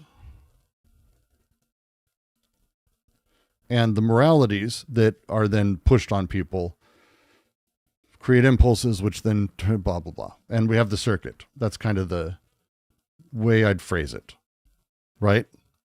All of that loops back and it shapes the next interpretation. This is the process of existence, more or less. Values ultimately are really, really downstream from impulses and phantasms. And they go impulse, phantasm, simulacra, comparative understanding, morality, and then that useful lie then directly implicates and changes and shifts impulses, which then generates phantasms, blah, blah, blah, all that. Blah, blah, blah, blah, blah, blah. That's the deal. And when you have this going and you exist this way, there's a weird series of, again, it's not a perfect loop. These things fuck around all the time, but in the absence of new simulacra, because new doesn't have to be created every single time. You're using the code of everyday signs. There's a reason it's called that. It's fucking code of everyday signs. In the absence of new simulacra, while the existing simulacra lay dying, the intellect and the phantasm of the impulses find themselves in a desperate face-off. The intellect and the phantasm of the impulse, the intellect and the image come against each other. Because of their reciprocal incommunicability, Nietzsche can say that the intellect is the caricature of unreason. We'll just say this is not a great place to be. This is like, this is the collapse of mediation fundamentally. Because normally the simulacrum is what mediates between the intellect and the phantasm. The intellect is the conceptual space, the space where the space where thinking happens, or discussion and complex, again, savant, high level intellectual thinking, elite intellectual thinking, whatever. This happens at that level. But it's gregarious necessarily. So it relies on the code of everyday signs and simulacra. Phantasms are intensive. They're singular. They're mute. It is quite the opposite. There's no communicability between these elements except for the simulacra. When the old simulacra die and you aren't making new ones and new aren't being minted, the mediator has eliminated itself and is no longer mediating. And the direct confrontation across their reciprocal incommunicability of intellect and impulse comes out. The intellect, because it's cut off from the phantasm, so it can't express or understand. like it can't express or understand, shows itself as the caricature of unreason. That's from an earlier fragment we read, right? That's not the opposite of impulses, but it is a distorted mask of them. And he has in parentheses here his little summary of this and an explanation. Because it is not recognized as such, the intellect, in the absence of new simulacra, itself becomes a phantasm. Scientific naturalism, or I was referring to scientism earlier, and objectivity are among its many forms. This is so good. When the invention of new ways to consider and ways to speak and simulacra exist, intellect itself is now the phantasm. It takes the place. Something has to be there. You can't just no longer have an intellect. So the intellect itself becomes this. It's an obsessive fixation without knowing it is one. That's like core to being a phantasm. So if we talk about scientism, I shit on it a lot.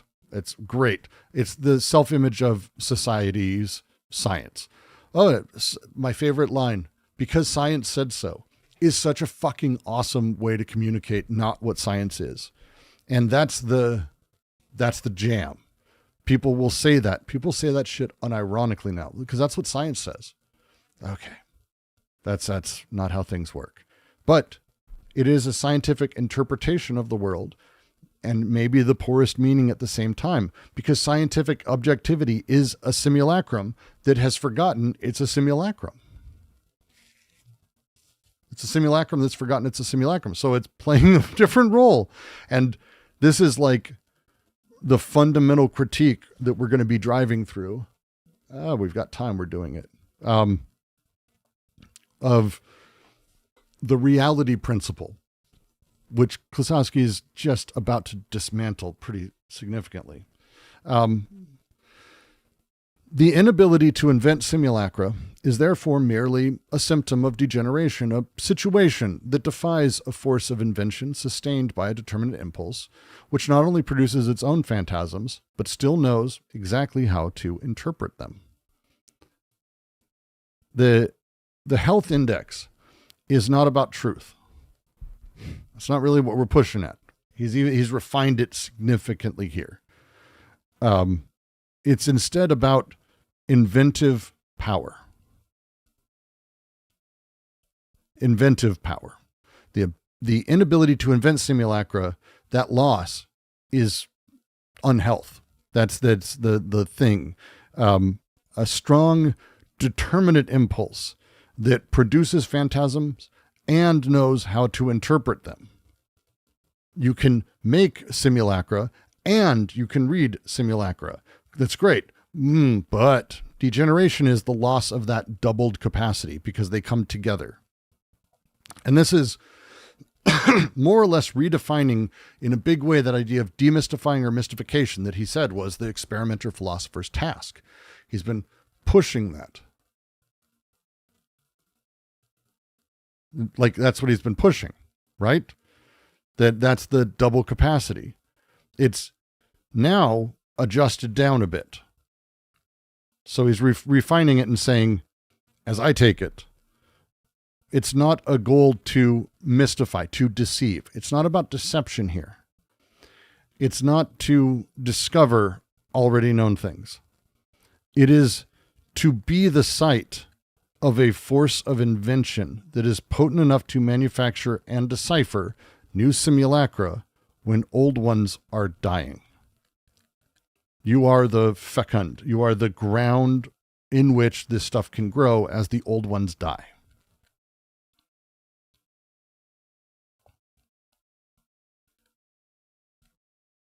Does that make sense?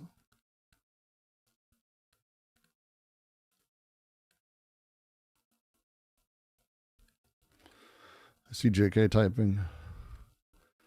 I'll give it a second for... So science is just a better lie.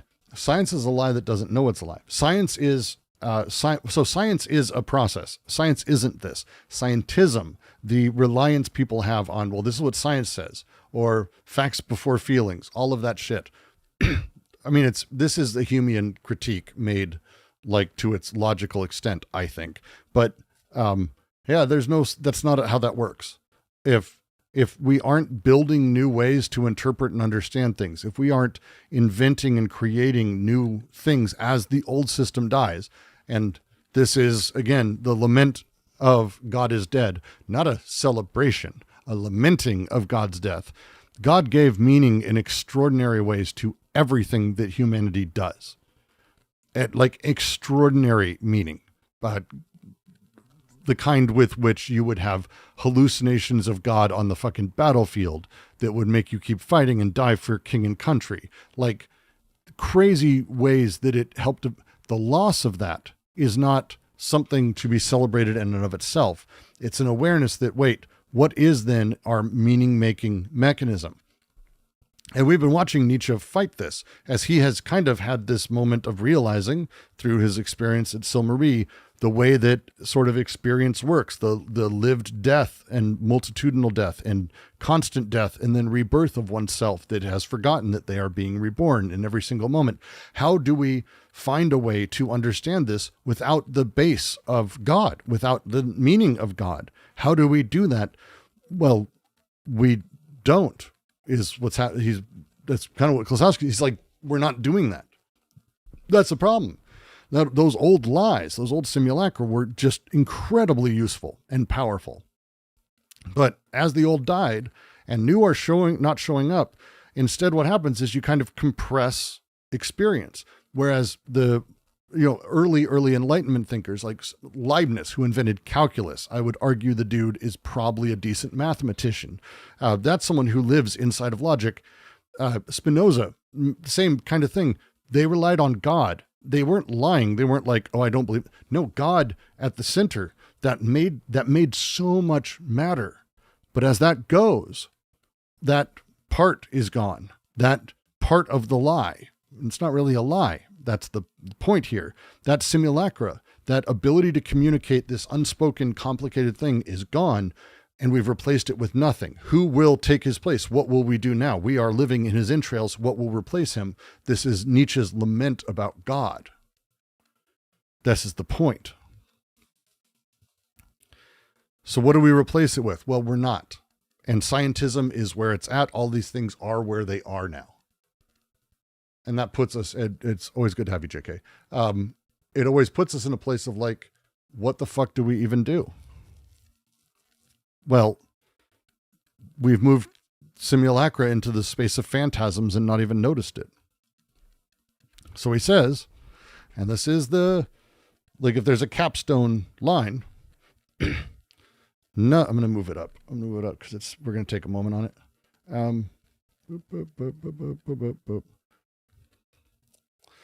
Nothing exists apart from impulses that are essentially generative of phantasms. We'll read the second part in a moment, but this is a huge line. Let's talk for a second about the three things we're going to be hitting on a few times.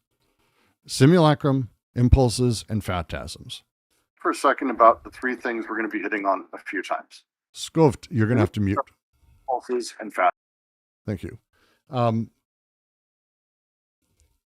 The impulses are the parts of you that are the waves, the forces biologically or externally, the pressures, the itches, the muscles, the emotion, whatever, all the stuff that doesn't really have a name as a thing. Right?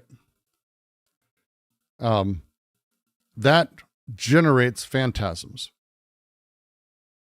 And the phantasm requires communication. It doesn't communicate. It's mute. It's got nothing. It's singular. It's in the moment, your lived, felt moment, the snapshot of everything you are as you're about to speak, that thing that informs it, but it is not converted or translated or made into phantasm. That's not what it does.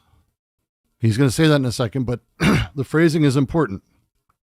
The simulacrum is not a product of the phantasm. It is instead a skillful reproduction by which humanity can produce itself through forces that are thereby exorcised and dominated by the impulse. This semiotic structure is incredibly important to understand. It is not that the impulses together make a phantasm, they do, and then the phantasm makes, no. There's not a one-to-one. That's not the setup here. There's an incommensurability. There's a setup that is not a direct one-to-one thing. And that's the point. So let's start with this first bit, and then we'll go to the second bit, and then we're going to see how far we get. Because this is like, I need to make sure I harp on this as hard as possible, because this shit is... The shit is kind of the point. So give me a second to...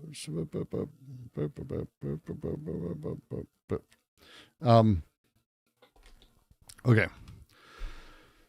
We have in blue here, the base layer. Nothing exists apart from impulses that are essentially generative of phantasms. Nothing exists. There is no substance.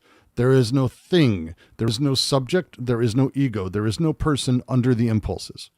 There is only impulses. Desiring machines. There are only impulses, machines of desire.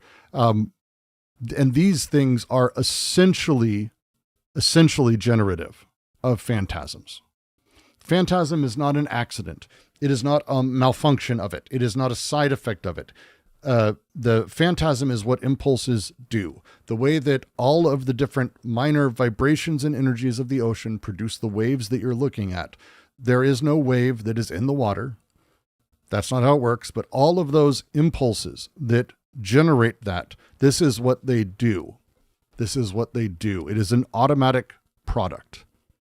That's the thing. Okay? This is the floor of reality. The floor of reality is the impulses. Okay? Then he goes on, the simulacrum is not a product of the phantasm, but its skillful reproduction by which humanity can produce itself through forces that are thereby exercised and dominated by the impulse. Okay.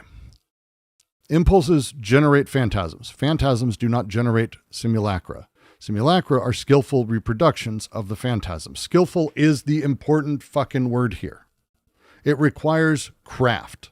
It requires skill. It requires this. It is made. It is not a thing that is shit out. It is not just a part of the productive process. This is the artisanal nature. It's artisanal. This is hipster world. This is that. It is always made, not secreted. And what makes it possible is autoproduction. It is the thing that by which humanity can produce itself. That's the species fabricates itself. The humanity fabricates itself. And we do this by reproducing our impulse images. That's what we do. I make myself.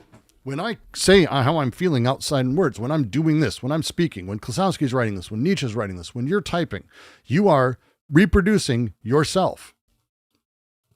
You're doing that for the species, for others. You're reproducing itself.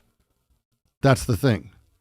If you remember 2 passages back, the line that I stepped for a moment on, right? The creator will not reproduce, but will itself produce the real. That's the point. This is the looping of the whole thing, right? Training and selection is, in the case of this, as we're talking right now, is humanity producing itself through simulacra. So the experimenter philosopher has one thing. It's experiments. The experiments are the fabrication of simulacra. There's a weird language in here that I want to take a moment on too. Forces that are thereby exercised and dominated. Exercised and dominated by the impulse. Klossowski does not shy from language that is demonological. Deleuze touches it on occasion. It's in the vein of, as I've learned, Goethe, which is, again, I still think I'm being trolled and don't believe that's how you pronounce Goethe, but that's fine. It exercises it. That the phantasm, the setup here possesses like a demon, and the simulacrum is more or less the ritual, the rite that gives the possessing force a form and also casts it out, exorcises it. It peels out the thing, leaving the model. Right? So it both gives the force a form and exorcises it. So the impulse can dominate forces rather than being overrun by them. He goes over this in Sod My Neighbor. He talks about how the simulacrum functions there very similarly. Again, think of it as the rite with which form is given, but also the impulses are exercised, because there's no impulses in it. Okay? There's no impulses in it. That's not the jam. Yeah. That's not the jam. Yeah. So we continue we'll do one more, we'll do the next short paragraph, and then we'll probably finish for the day. Maybe 2 paragraphs. We'll do 2 maybe. Another little short one. In the hands, that is, why am I highlighting black? Why would you do that, Brooks? In the hands of the imposter philosopher, the timbild, the simulacrum, becomes the willed reproduction of non-willed phantasms, born from the life of impulses. Trugbild is, I'm assuming, what that's supposed to be, because that's this is Nietzsche. Trugbild, the willed reproduction of a thing, the deception of the image, Trugbild, the deception image, the phantasm, the phantom, the apparatus of the delusion. So it's not so much that there's no deceiver. There just isn't really a conscious one. That's not the thing. We're discharging the idea of deception fundamentally, right? That's the point. The simulacrum is a fraud image. That's where it comes from. That's the idea, is it's a fraud image. The simulacrum is, Nietzsche wasn't saying like this awesome thing. It's a shitty thing, right? It's a shitty thing. We've been tracking the tension sort of throughout this. We're playing with it. And the thing he's touching here is, and it's a lot, but the simulacrum becomes the willed reproduction of non-willed phantasms born from the life of impulses. This is so specific to Nietzsche, but it's really interesting. Okay. I'm going to try to do something weird. We're going to split the content we're talking about here. Let's split the labor. Okay. When we speak, like the simulacra as a thing, right? The imposter philosopher, they kind of have a couple things, right? On the one hand, we have the content, the stuff within, which is the impulses. And this is intensive. And this is like not willed. You don't choose your impulses. This is the things happening that are going. So it doesn't originate with will. The will originates nothing. But it does do the next step. It's the willed reproduction of the non-willed. That willed thing is a restaging, a playing with, a structuration of the impulses that has been tossed up. So it's not creation from nothing, and it's not deceiver of others, because both of those really go out the window for a bunch of reasons we've talked about. Instead, the philosopher, the imposter philosopher, is someone who is giving voice and reproducing his own involuntary material. Okay?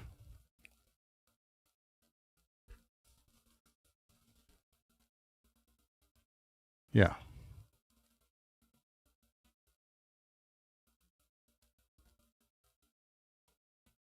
Yeah. Origin of will is nothing. No, not nothing, but it's non-willed.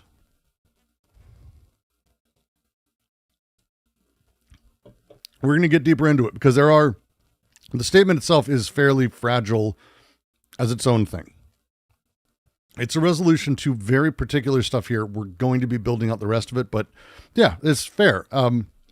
We ground here in this setup forces that like are dominated by the impulse, right? So not by the will, not by intellect, it's by the impulse. So if it's the willing that does the reproducing, is itself the impulse is doing, and we're going to be playing with this a little bit here coming, then the contrast between willed and non-willed is basically troublesome enough to collapse. That's, I think, kind of how I would look at this.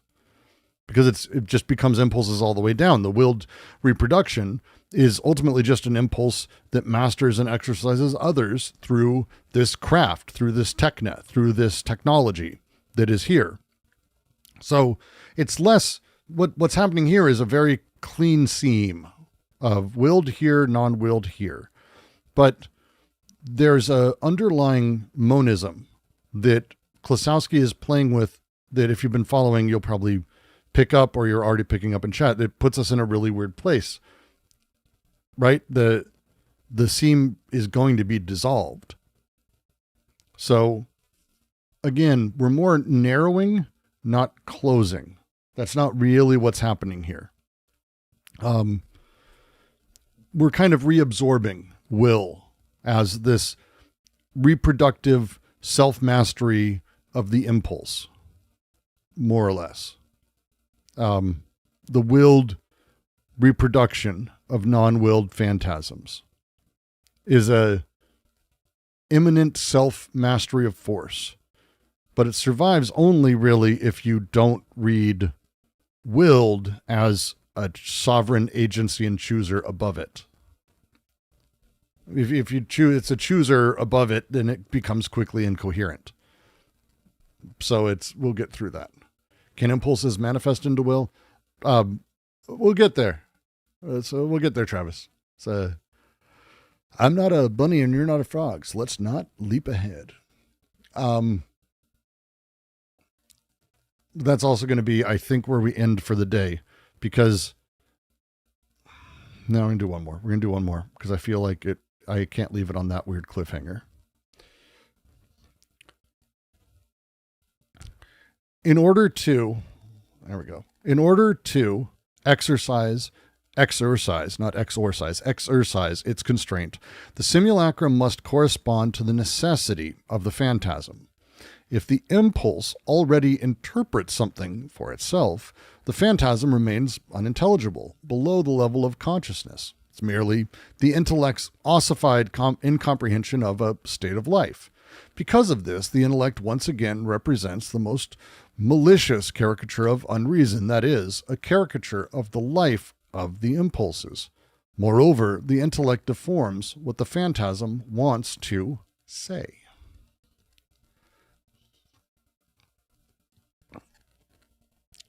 Like I said, we're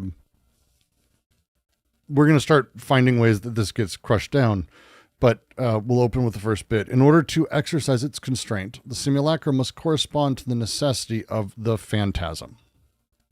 Necessity of the phantasm. The simulacrum is not arbitrary. It's not arbitrary, is another way to say this, right?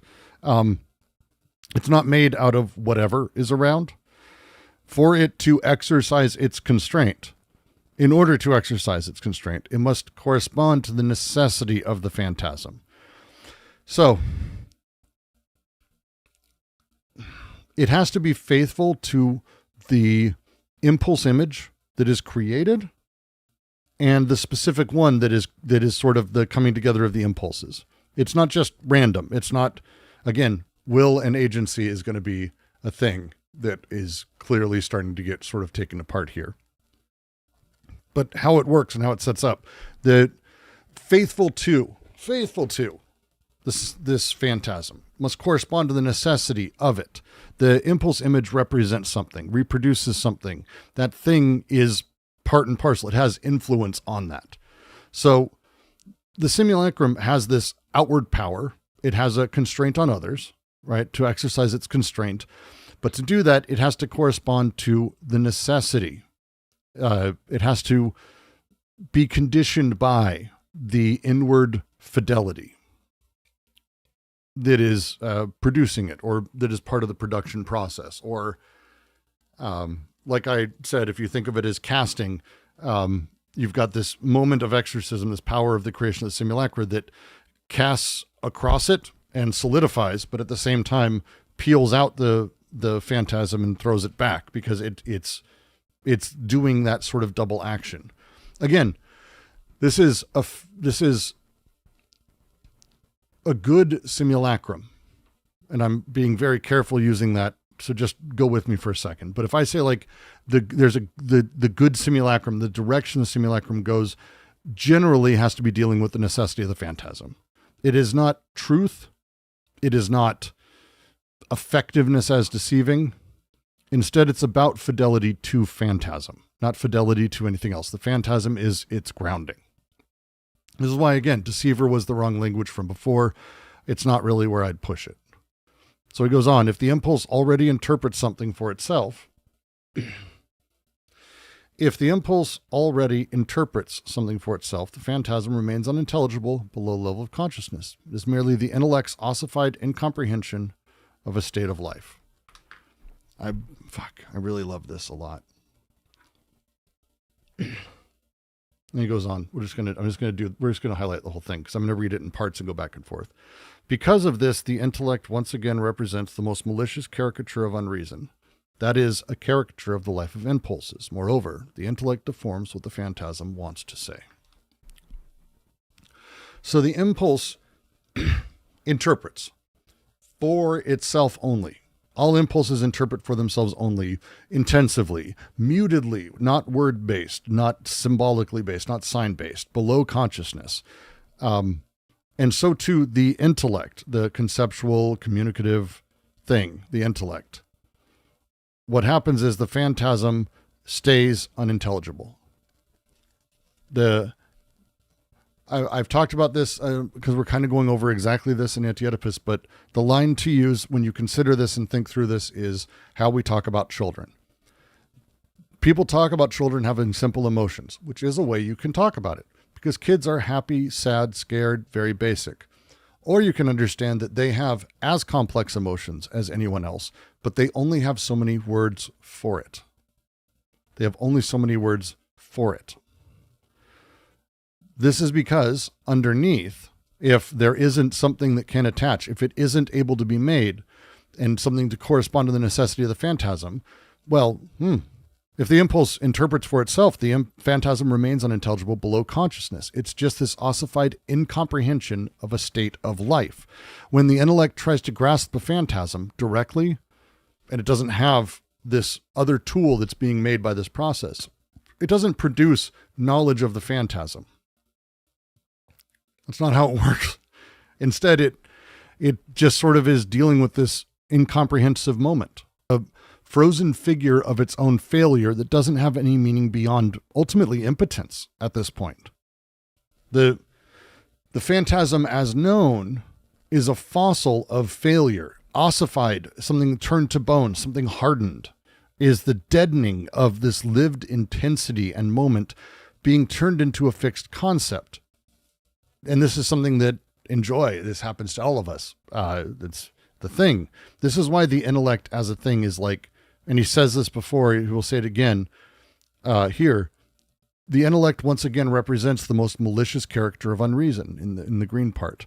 This is recurring, and it will continue to recur, because the intellect is not the opposite of the impulses. We're not playing in that space of these really weird binaries and all of that.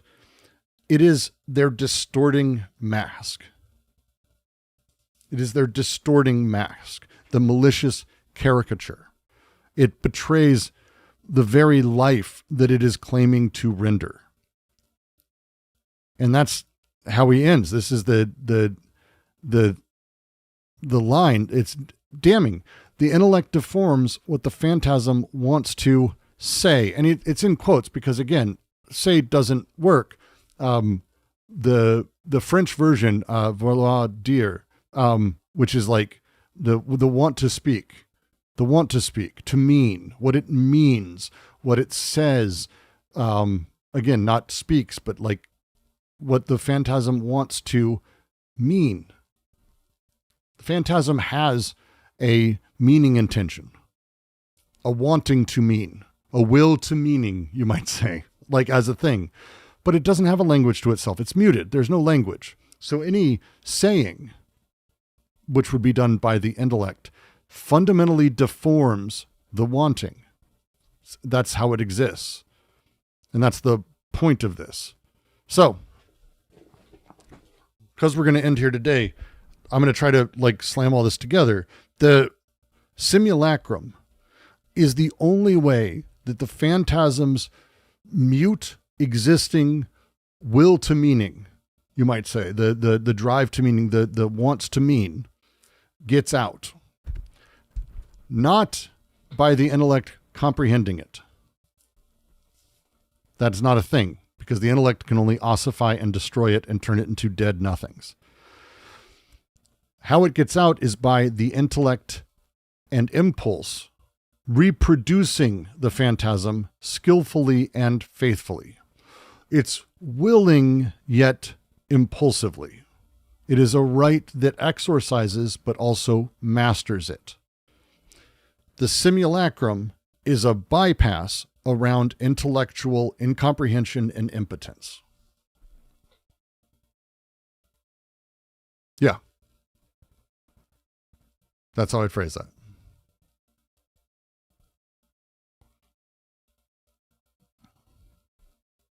What the phantasm wants to express. Yeah. Again, try not to personalize. There's a thrust of meaning. Again, I think children are the easiest ways to do this because even though I can say all of us do it, if I give personal examples, it's embarrassing. So we'll go by kids. You ever seen a kid who doesn't know how to speak that they need to go to the bathroom? That exists. That's a very normal thing globally. Everyone should have seen it once in their life, and you probably did it without remembering it. But it's not that you didn't have like all of the pushes and images, urges, and all the things that were part of that. You didn't have a way to communicate it. And if you've ever seen it, the child is impotent in that moment. The intellect, their intellect is trying to turn this unspeakable thing into something communicable or actionable or whatever it can be. And they don't know that, oh, I have to go to the bathroom. So they kind of stand there and they go back and forth and then they get nervous and they get upset. Like that is the thrust that's there. That's the drive that the intellect isn't able to turn into a thing. That's why you have to give them the tools, or they have to learn to build the tools of building simulacrum, utilizing them, having things that match and do right by the thrust that is already there in the image. It's not that the simulacrum is deception. It's necessary as a vehicle. This is the way it's set up. Again, I can go into the reasons I'm adoring this, but it's basic. The simulacrum is bound to the necessity of the phantasm. It's not a free-floating lie. Also, by the way, this is why politics works the way it does. You can't just like, oh, I'm just going to say words that logically make sense. And of course, that's going to reconvince. No, that's not how communication works. And that's not how meaning works. That's not how the simulacrum works. You have a underlying thrust that is this sort of intention, drive that's needing to be welded to something that is doing right by it. There's no deception in it. It's instead keeping this thing alive that is the way that we communicate. So that way impotence isn't what's founded. And that you don't end up ossifying into hyper-fascist things. That process used to be what we would call the development of the intellect, and in the time of these guys it was. We don't do this anymore for a bunch of reasons because we're horrifying as a thing. Yes, that is how I'd probably phrase it. And it's going to be good because it's going to start getting into art, poetry and painting and all of those things. Because again, the reality principle is underlying this, and it's what he says Nietzsche's taking apart, and it's what he absolutely is taking apart. And how the intellect concedes to the simulacrum, how it deals with these, like how these different levels impinge on each other and play with each other and fuck with each other. Because they do. They're constantly interacting and doing different things, and that's kind of the thrust of this. Yeah, that'd be probably how I'd phrase that shit. Yeah.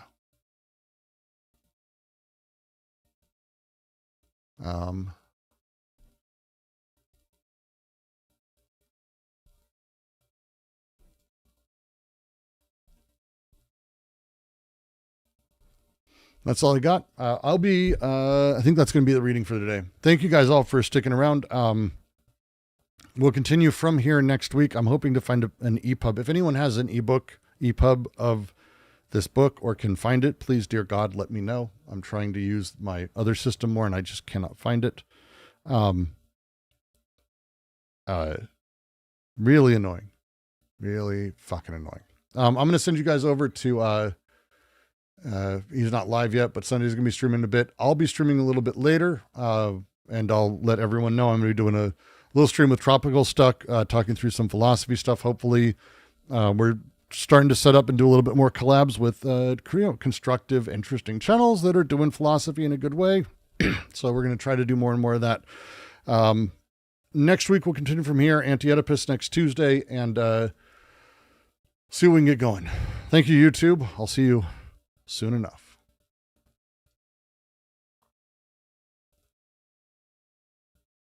All right, we should be clear, I think.